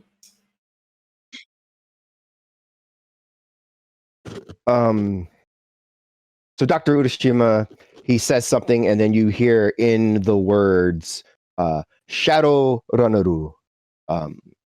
And she turns and she says, he asking, you are, and she looks back and he goes, Shadowrun. And then she turns and looks at you all.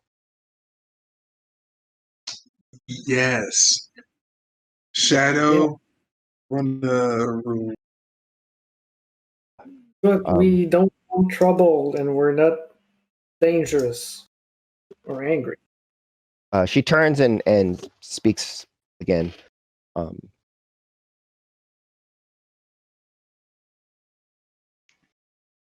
She turns back to you. He say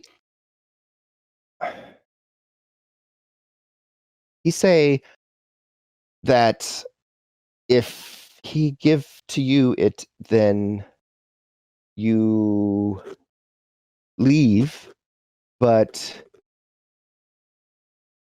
if mean others coming already, then they come anyway. No. Mean others won't come if we bring back the thing. She turns and speaks to him, and then he just kind of shakes his head, says, rattle something off. She turns back. He say, from now till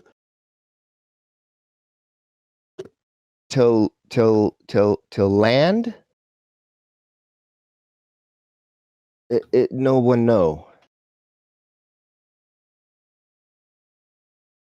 And we surround to the other. He's like, I didn't understand that. Maybe because they were hidden, nobody knew where this place was. But now that someone knows, that other people will come. Not if we tell them that we recovered that the place is Now, trash. now, Now, you come. Mean come. You get thing and go when you tell.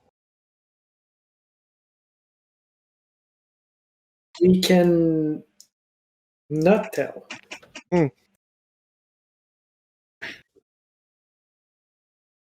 he pulls up Satchel pulls up the comm link, and he's just kind of like, as soon as we get it.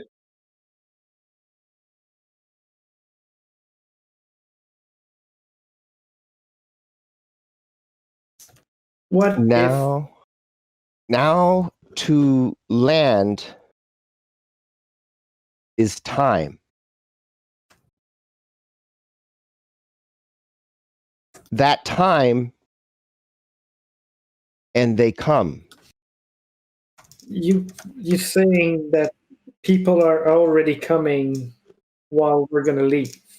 She turns and asks, and he says, he shakes his head, and she turns back. Don't know, but if now come,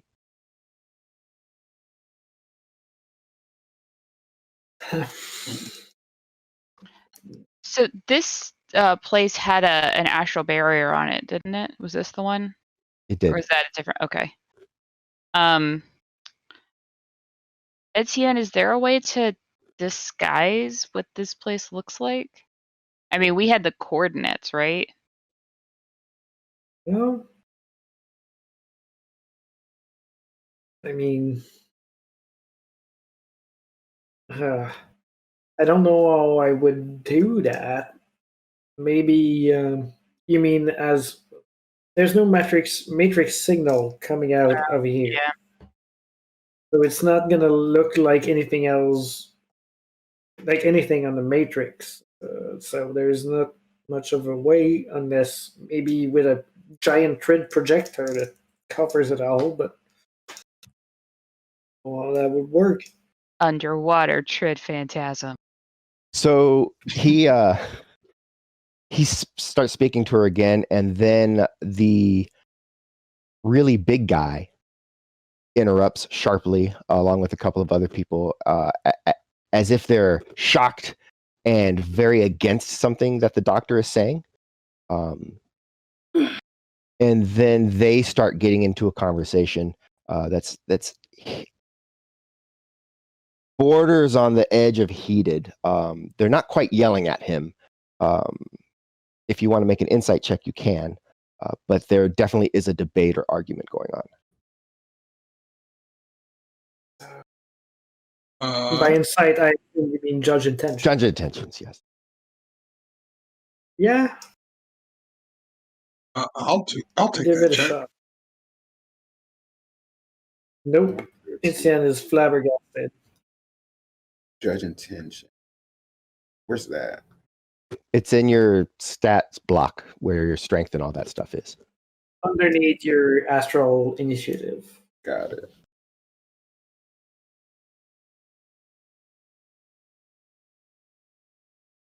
I can judge these intentions fairly well, I assume. You can. So what you're gathering is that these people care about this doctor very much. Or this, yeah.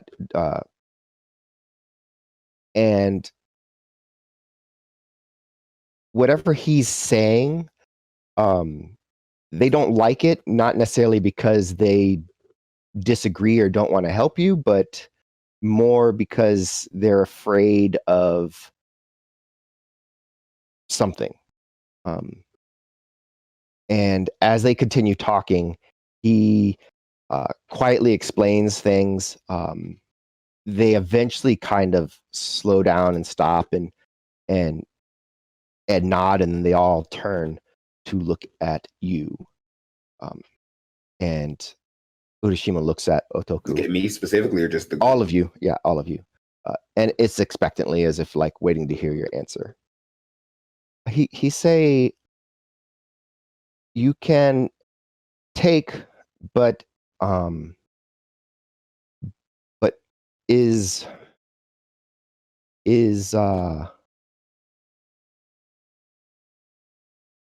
Exchange?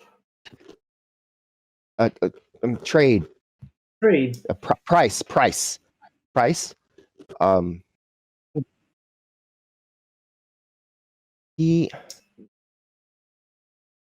She looks back at him. You can tell that she doesn't really want to say this, but then she finally turns back. He say, you take him too.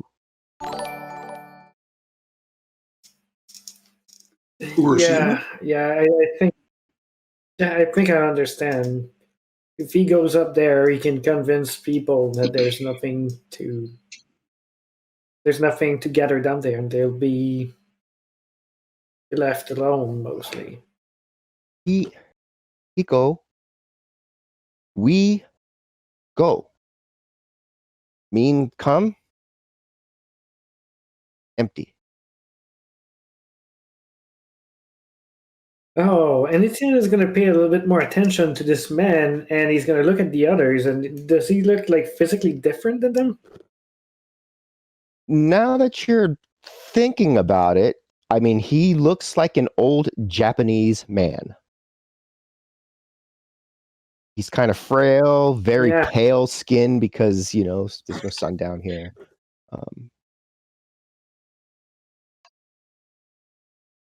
Yeah, okay. They can probably make their life and live under the water. He needs this place because he's just some dude. If he goes up there and then tell people I was trapped down there and I did my things and here's that core and stuff, nobody's gonna come, or if they come, they're just gonna be somewhere else because they don't. They're gonna swim away. People are gonna come, raid the place, and they come back in when they're gone. Sounds like a decent plan to me. That. It is, but apparently the people around here don't agree with that. They seem to don't want him to go.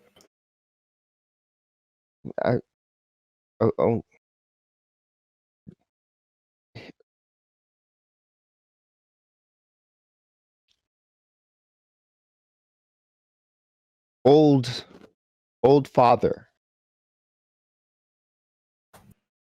Okay. Grandfather? Are you all his kids? You said old father. What kids? Children. Children. Children. Babies. It's kind of like. Etienne is gonna take his deck and use the big screen to draw on it with his finger like a touchpad and make a person and another person, and then underneath lines to brings to other person just to explain what a family tree is, and point at the top and say and point at him, and point at the children. Basically, he's At this making- point, the doctor comes up and he's looking at your device, and he asks to handle it.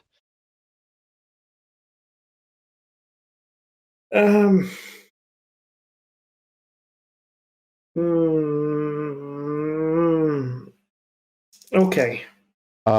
He tries to wipe what you wrote, and assuming you're using some sort of drawing program, it just does. Yeah. And he makes a little square, and then he makes a couple of like 5 people, and then he puts a plus at the end of them, and then he puts a rectangle, and then inside a smaller rectangle, and inside of that smaller rectangle, a person. And then he, let's see here. So it's that, and then he draws some people. Are we supposed to see what you're drawing? You should be. Do you not see what I'm drawing? Yeah. Just turn your token. I had to turn to be able to see it. Oh, okay. Oh, yeah, because I'm drawing it in because they're really being drawn. Yeah. It's augmented reality. You got to look in the right direction. So he's drawing the people, and he's got the plus, and then he draws a rectangle, and then he draws a person inside, and then he looks at you, and then he points at the big square. Back to this. He points at this big square, and he says, well, he doesn't say anything. He does. This is here, and he points it back at the square. This is this place. And then he points at the first person. Mm-hmm. Yeah, that's you. And then he points at the other people, and and then he grabs his coat, which is like a lab coat. It's old and dingy, but he kind of grabs it and he kind of. Other doctors. Right, Yeah. and then he shows the plus, right? And then he points to the square, and the rectangle down here, and he points at one particular person. Look at that person. Yeah. Do we know who that person is? Just looks like a person, but then he nods to him, and then the person changes. Not a person, but rather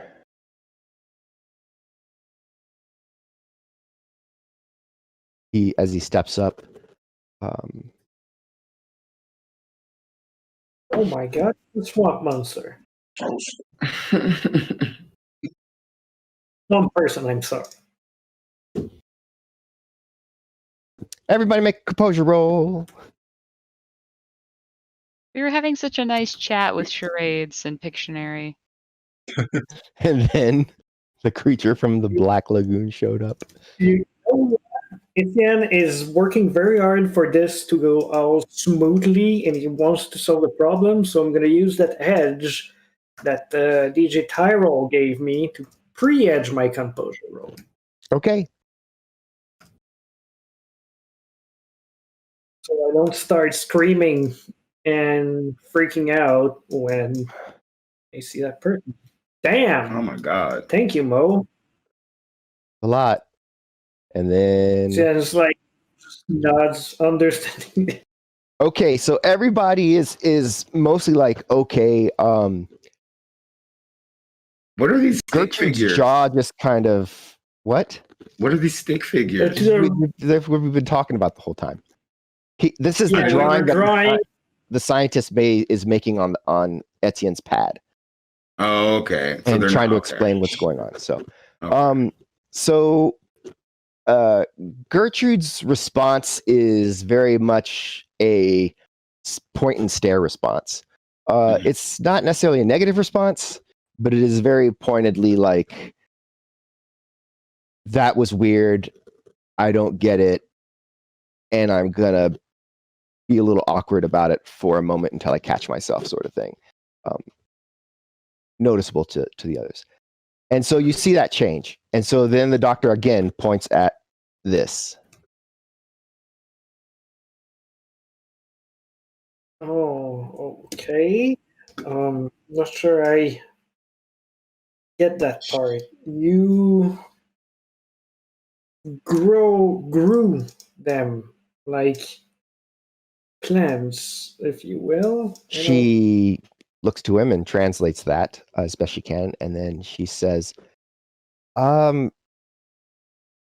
test Yeah, test the subject. test Ryujin. Test Ryujin. And then the doc draws another one to show that there were perhaps two of these at least two of these subjects, maybe.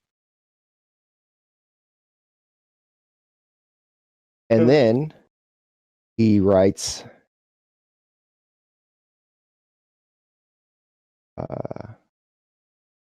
and I may get this year wrong, but I'm just gonna kind of put it in there.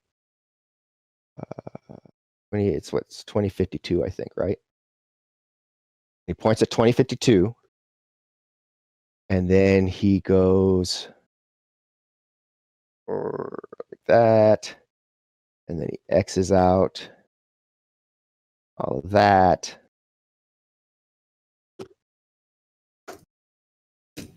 Okay, when the incident happened, every other scientist but him died. They had two test subjects and they procreated. What? And then and now he draws your little family thing, and then he just kind of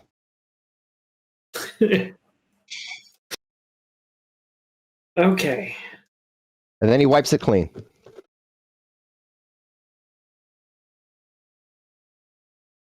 Jen nods, understanding me. Like, okay, so I think what happened was that before whatever happened destroyed this place, they were making these kind of hybrid creatures, people, and they managed to make two before whatever happened, which is probably whatever happened in Chicago. And then he was the only one alive, and they procreated. Simple as that.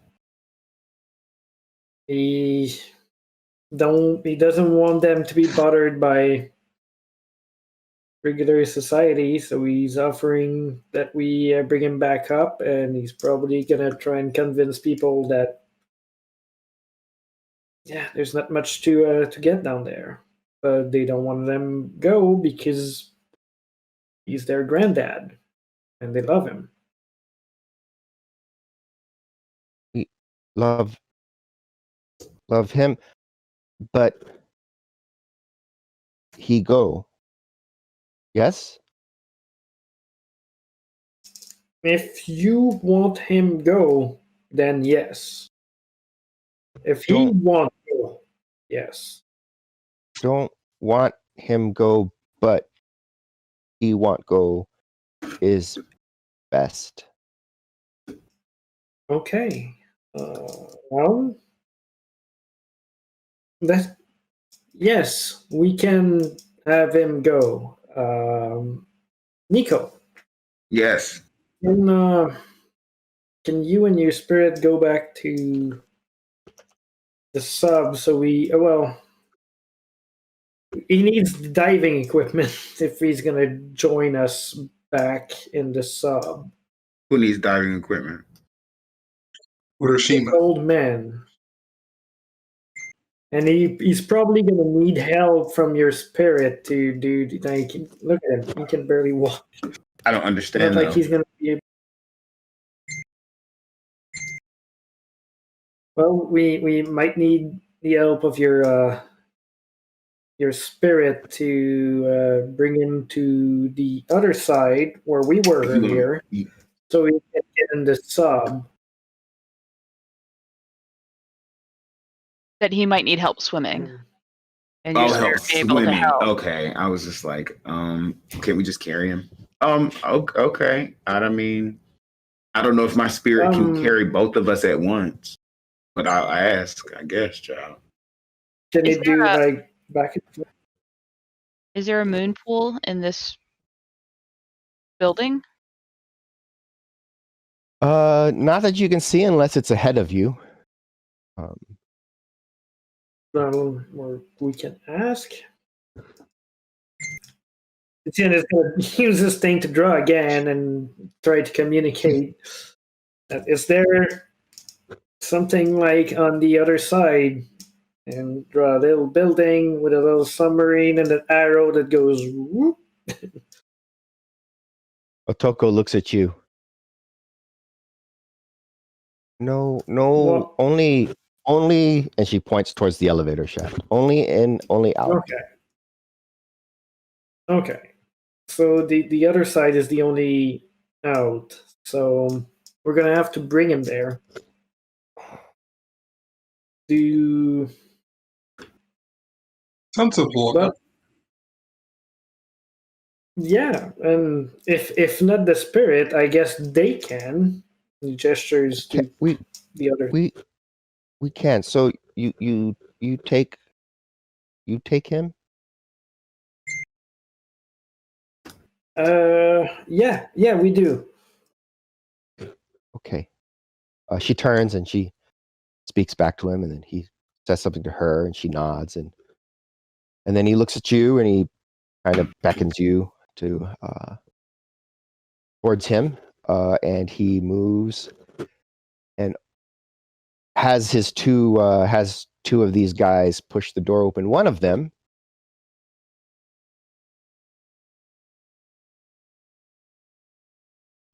you. So the big guy that was mean mugging you the whole time, he lets his guard down. And that dude's got 4 arms. As he changes back into his. He's got 4 arms or 4 arms? 4 arms. Not he's also got 4 arms. He's got 4 forearms. Gosh. Oh damn. 16 arms, Joe. Arm overkill. All right. And he steps into this room. Whoever's following can follow. Etienne is gonna follow and look around the room.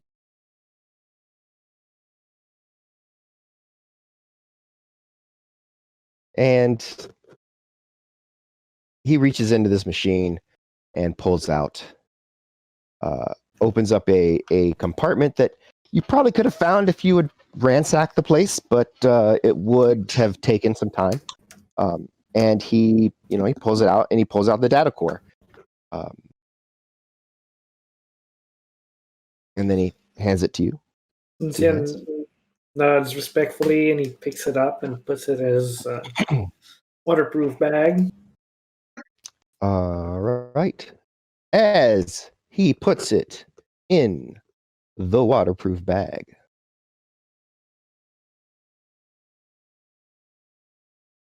your comlink goes off. And it's like, hurry.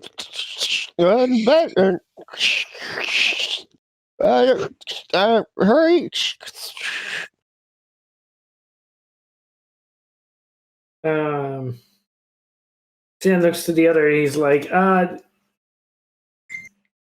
I think we need to move this up.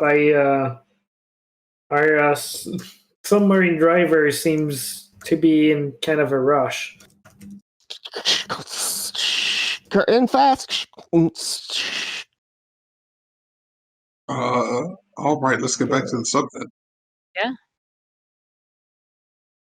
Yeah. Etienne is going to try to send him a text message. It seemed that it's working. It seemed to be working a little bit better, and he's like, "We got what we need, but we have an extra passenger. Meet you at the moon pool." Yeah. Okay. And so with that, you all head towards the moon pool by going down into the elevator with the aid of your spirit and the swimming of all the fish people who are helping. You are able to get to the other side fairly quickly. And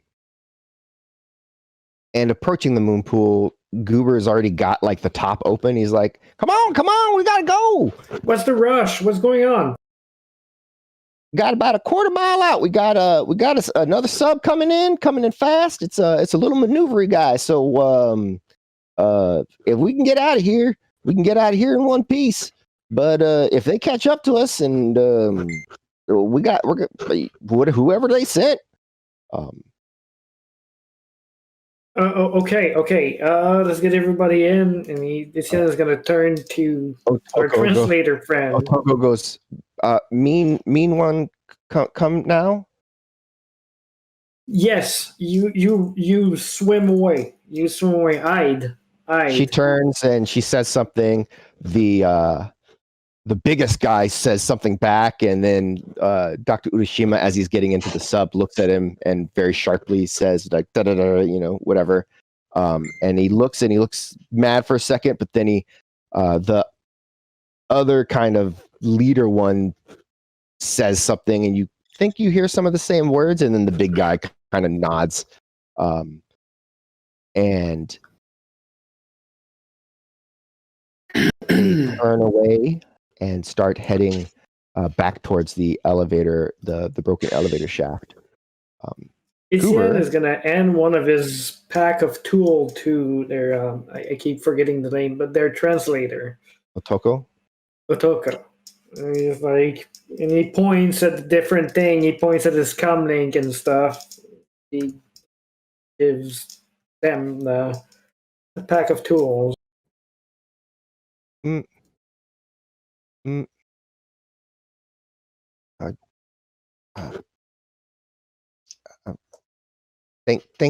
Thinking you.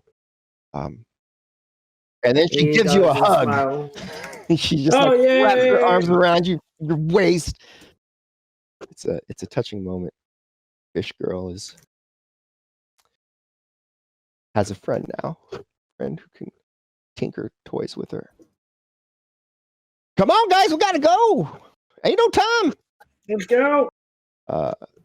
And so with that, everybody gets into the sub. Satchel is sure to try to tell Urashima not to hit the drain plug.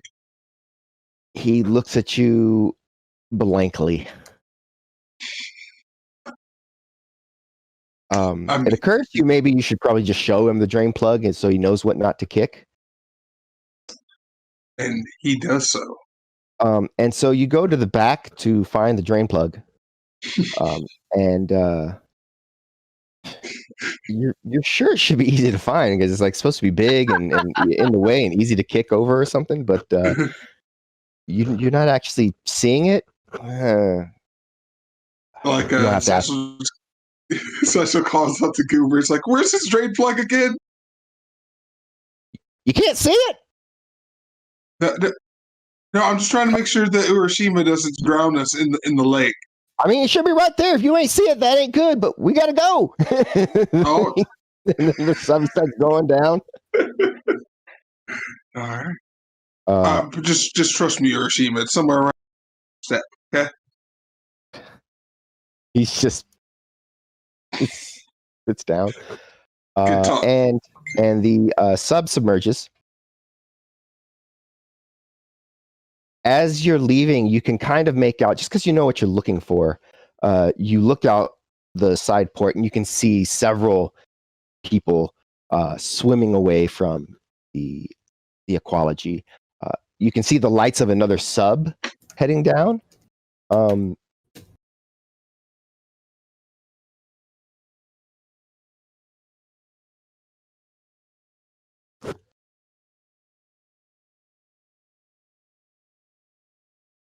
as it does so, you notice 4 shapes detach and move towards the aquology as the sub then turns around to follow you.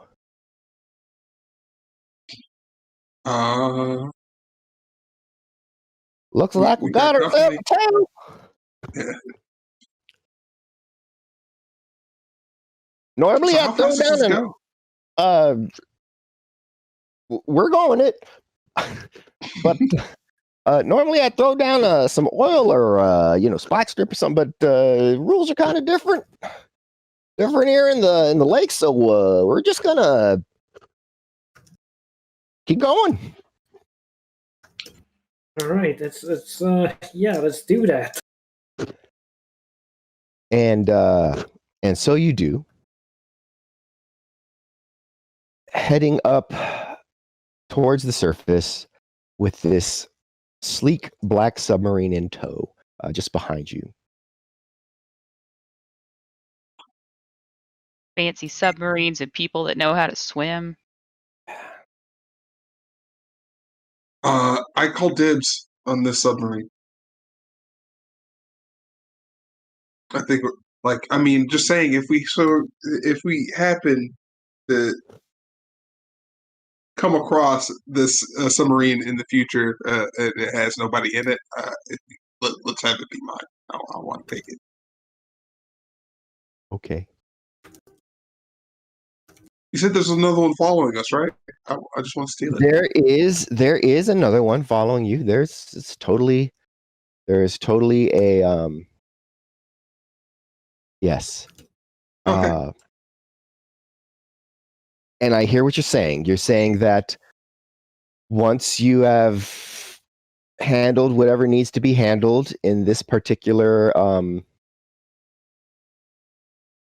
deal, you're the one who gets to keep that submarine. I get it. I get it. Submarines are a big responsibility, so Yeah, you gotta be willing to take it out when it needs, and you've got so yeah. All right. Well, Cooper will help me figure that out, right? I have no idea what you're talking about. Oh, okay. Good talk, my friend. Good talk. Indeed. All right. So I'm trying to. Where did it go? This little beach house. It's like right here. There it is.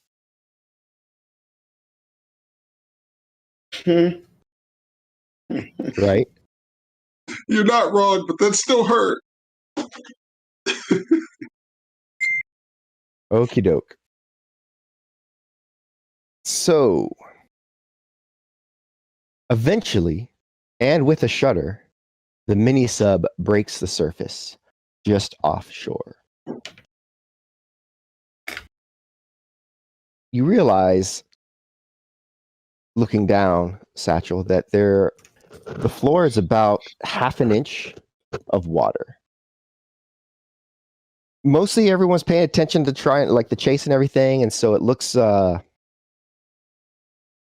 hit the drain. Who hit the plug? like someone hit the drain. That said, hopefully it won't fill up faster than you can get to the dock and hop on out. And your hopes are realized.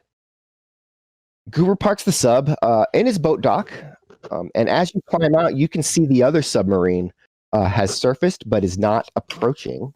It is just kind of sitting there offshore. This is gonna make sure that everyone's device is very well protected underneath this deck that's running silent. And he's gonna tell everyone, cover your face and everything. We need to get the dreck out of here. As you step off onto the dock, you see 2 very large trolls wearing crisp, tailored suits, standing on either side of the blonde bombshell known as Sarah Silverleaf. As you are disembarking, she's kind of smiles and waits for you to approach. Seeing Sarah, Satchel just gets a huge smile on his face and just kind of like waves.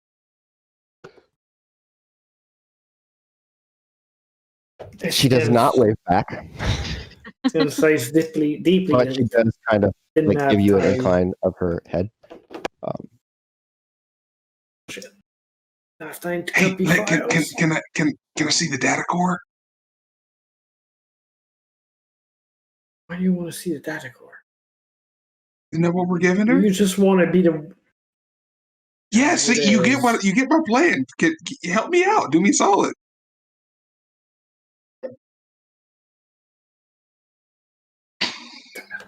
He gives him the fucking data core. And so All right. like that Satchel kind of like holds up the data core. It's kind of like, and then he waves. Yeah, Satchel, you go ahead and talk her here out and give her that. Let's bring our new friend into our buddy's shop so he doesn't stand out so much. All right. So you're approaching with the data core? Yes. So that's it. The data core.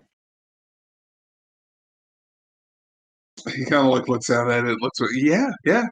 This is what you wanted, right? She looks at the bodyguard on her right, nods. He steps forward, puts out his big, meaty troll hand for you to set the data core upon it.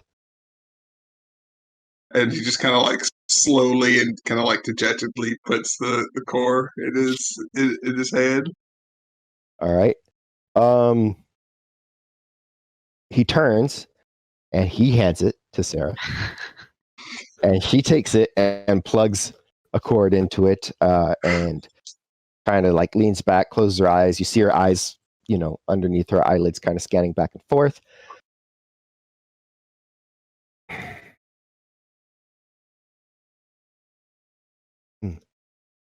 She unplugs it, hands it back to the bodyguard, who turns and puts it into the vehicle in a case. Who's the old man? I'm not exactly sure. Like, there's some kind of language barrier that we can't quite get over.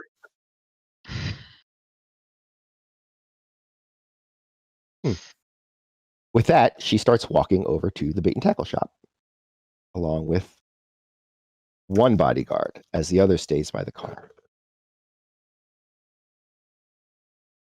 Oh yeah, so how have you been today?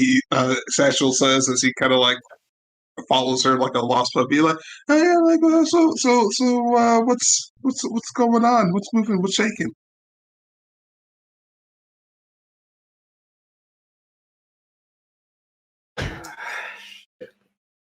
Tim tries to usher the others, and he's like, she gets her hands on it. This guy is not going to see this light of the sun for what's left of his life. Business, always business. As they arrive at the bait and tackle shop. So are you going to try to hide him? I mean... Well, I guess she saw him already, so hiding him is probably not going to work. So I guess we usher him in, and Etienne is going to tap Gertrude on the shoulder, and he's going to just gesture for her to stay with him on the outside of the bait and tackle shop. He's going to go, hey, Sarah. So you got what you came for. Satchel ended you your data core. Well, technically, I handed it to the bodyguard, but yeah. Yes, I noticed that you arrived with a, shall we say, guest.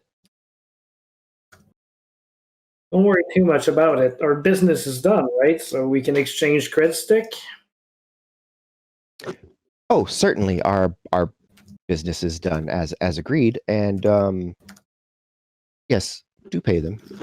And the troll hands over a cred stick with your agreed upon payment. That said, I would like to take a moment to speak with your guest, if unless you're holding him prisoner or something. His status regarding us, except the other for confirmation, is not very important right now, but I believe our business today is done. We have done what you asked us for, and So, hey Tom, I'll take-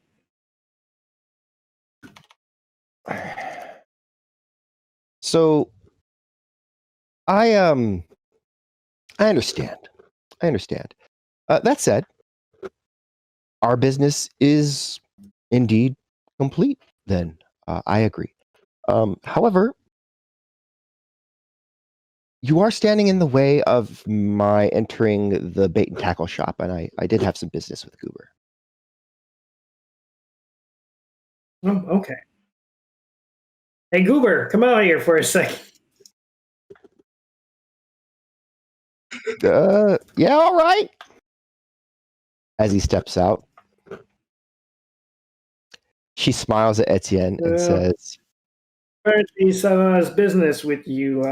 We'll go back in, change our suit, leave what we rented for you, and we're gonna make our way.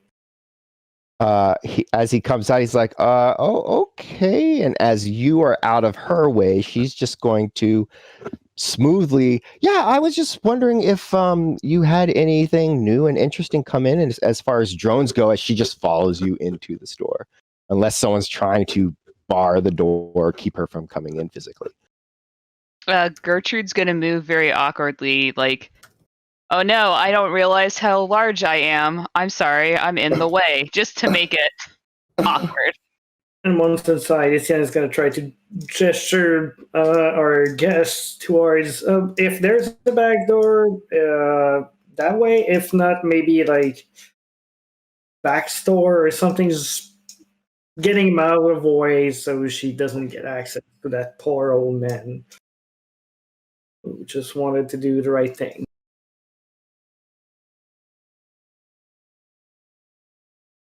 As the doors open and Gertrude is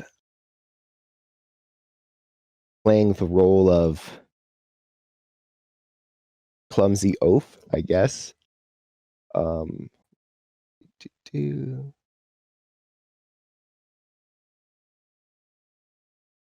Is her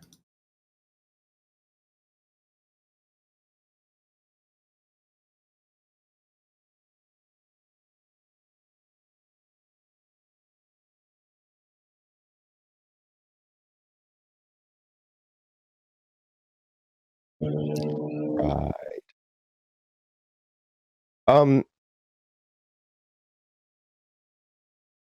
She actually speaks up quite loudly in what you presume to be Japanese, now that you've been listening to it the whole time.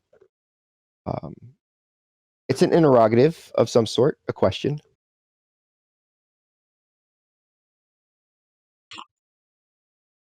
Oh, you speak Japanese? I work for Renraku Corporation. And then you hear the old man respond back in Japanese.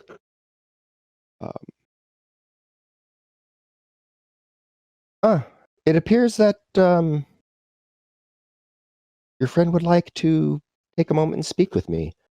Perhaps something about familiarity and having someone that speaks his language is comforting.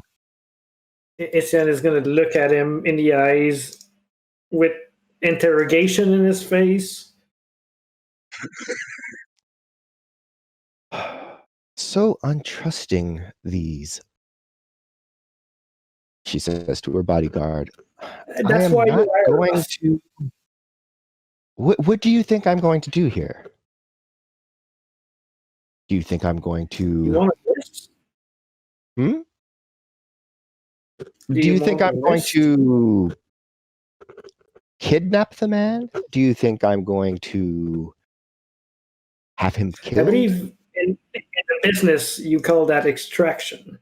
Yes, and I would hire a team for it. That's fair, but that's what we were hired for. No, our business know- is complete. As such, this is just personal, day to day, conversing with somebody who seems fairly interesting. And Yeah, Satchel's now kind of salty because She wants to Well, it talk to makes the old some- Japanese guy, yeah. but you don't want to talk to him. like what makes him so interesting? Like he kind of grumbles to himself. He's kind of like leaves the scene. Etienne is going to look at the old man and try and gauge if he indeed wants to talk to her. I mean, if you don't know who Sarah Silverleaf is, who doesn't want to talk to her, first of all? And even if you do know who Sarah Silverleaf is, most people still want to talk to her. He's going to take one of the shitty comlinks he has in his pocket and raise it, and on the screen there's like the triangle with an exclamation point that means danger. You don't have to draw anymore. You have wireless connectivity. Oh, yeah, but he doesn't. You do though, so you can on your touch screen go to Google GURPS, Translate equivalent. Yeah, NURPS Translate. GURPS Translate. NURPS Translator, not GURPS. That's something totally different.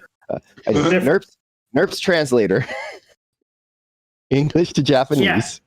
Yeah.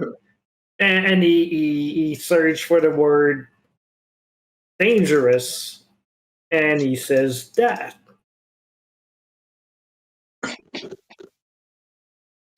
Or as the phones say it.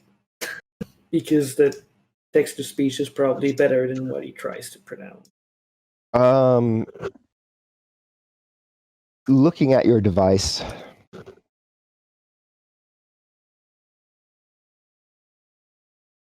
he taps on the Japanese side.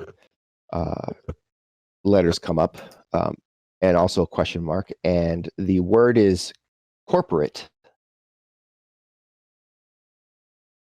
Yes, the worst kind. And then,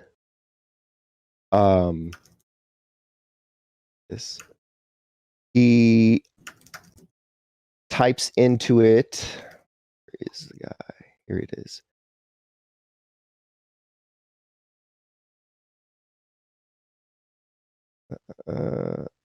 Okay, yeah. He puts in Yamatetsu is what it pops up as, and then question mark. No, she's not for Yamatetsu. No, Yamatetsu changed for. It's Evo now. Evo. He said and the change happened while he was down there. Yeah. So he says no. And then he puts another question mark. Yamatetsu equal Evo now. She is, what did she just say she was? Renraku. Thomas Memories is not Renraku.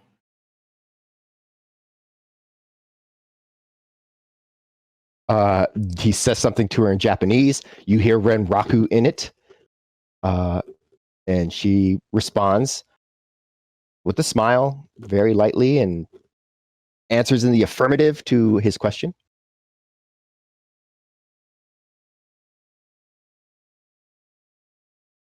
And he looks at you, and he looks at the thing and says, and he just types okay in English.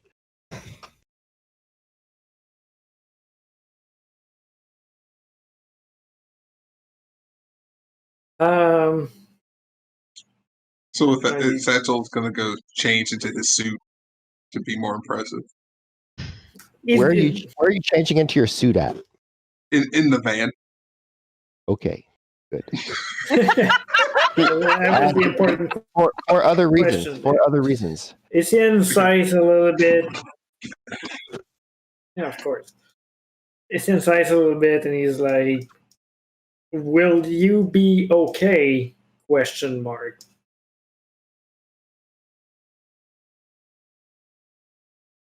They rattle off some words together back and forth, and then she looks and says, "It appears that Dr. Urashima,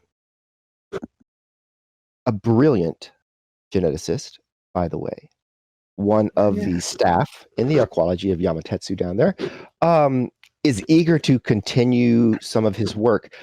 In particular, work that has to," and then she questions and he says something back, "to deal with, well, apparently plant life for oxygenation and feeding.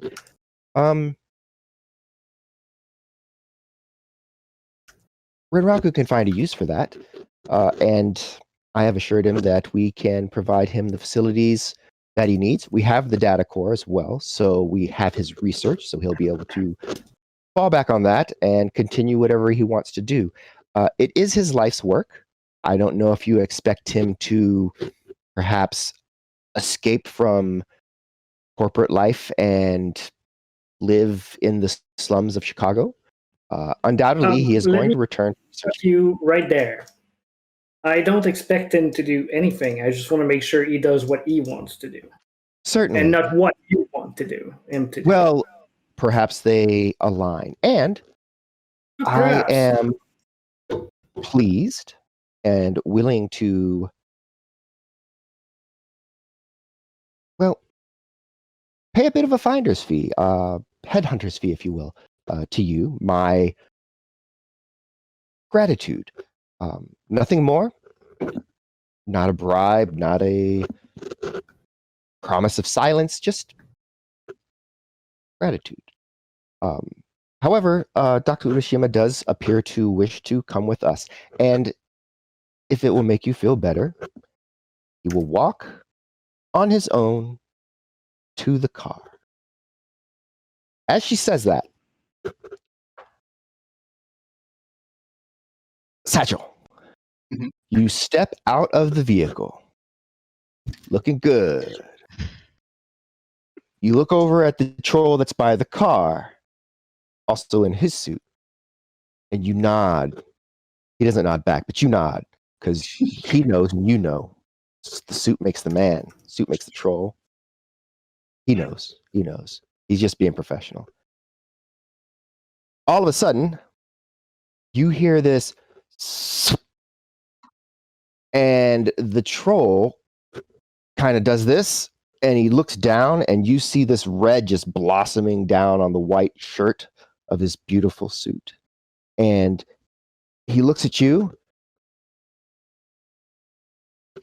and falls over. And we're going to stop right there because it's 10 o'clock. There's nothing else we can do tonight. So I love it. And yeah, that happened. So everybody, hope everyone enjoyed that. There wasn't any big fighting or anything. Just a lot of talking and seeing things. But you know, sometimes that's how it goes. I enjoyed it. I hope everybody in the cast enjoyed that. I did. I look forward to not dressing like post-apocalyptic water fish people that have discovered that's human what stuff. This was. Oh, I was worried. They're just wearing, they just got whatever. They find it and they just put it on, and they don't know what it's supposed to be. They don't know. I mean, it was fine until we started talking to Sarah Silverman, and he was still wearing that. That was a little bit distracting. No, because this is a much better Sarah Silverleaf, right? Yeah, of course. All right, so so yeah, that was a good time. Thank you everybody who joined us tonight to watch. looks like we have one more session before we are done with this particular mission, which we will have next week. I look forward to having that. Thank you to the cast for joining us as always, and thank you to Tom for running the tech, making sure that the map is up and everybody can see what is going on. These 2 particular maps for the ecology will be available on our Patreon once I get the map pack on there, so that anyone who is one of our patrons can get those maps for themselves with no grid, so you can grid it however you want. And yeah, just one of the many things that that our patrons will be getting. Tomorrow is an off day for stream. Thursday we have Stormlord's Wrath, which is a D&D Episodicals 3. Friday we've got Rem Chat, so just come hang out. Some of us will be on there to talk and answer your questions and just hang out with you guys and shoot the breeze. Really pay attention to the chat and you know, answer your questions and stuff.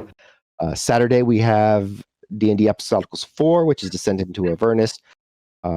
Sunday, Like Clockwork, which is which I'm running, and then Monday we'll have that thing that the tech guy does. No, I'm just kidding. We're gonna have Dresden on Monday, which is a really fun time. Actually, the chat in there is pretty nutso while they're going on.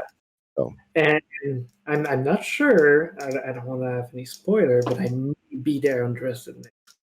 Oh, nice. Nice. Good. Just R.I.P. Detective Hannah, though. We barely knew you. But, we did. Barely knew him. Yeah, so hey, love you all. Stay safe. Have a great week. We'll see you next time. Bye-bye, everybody.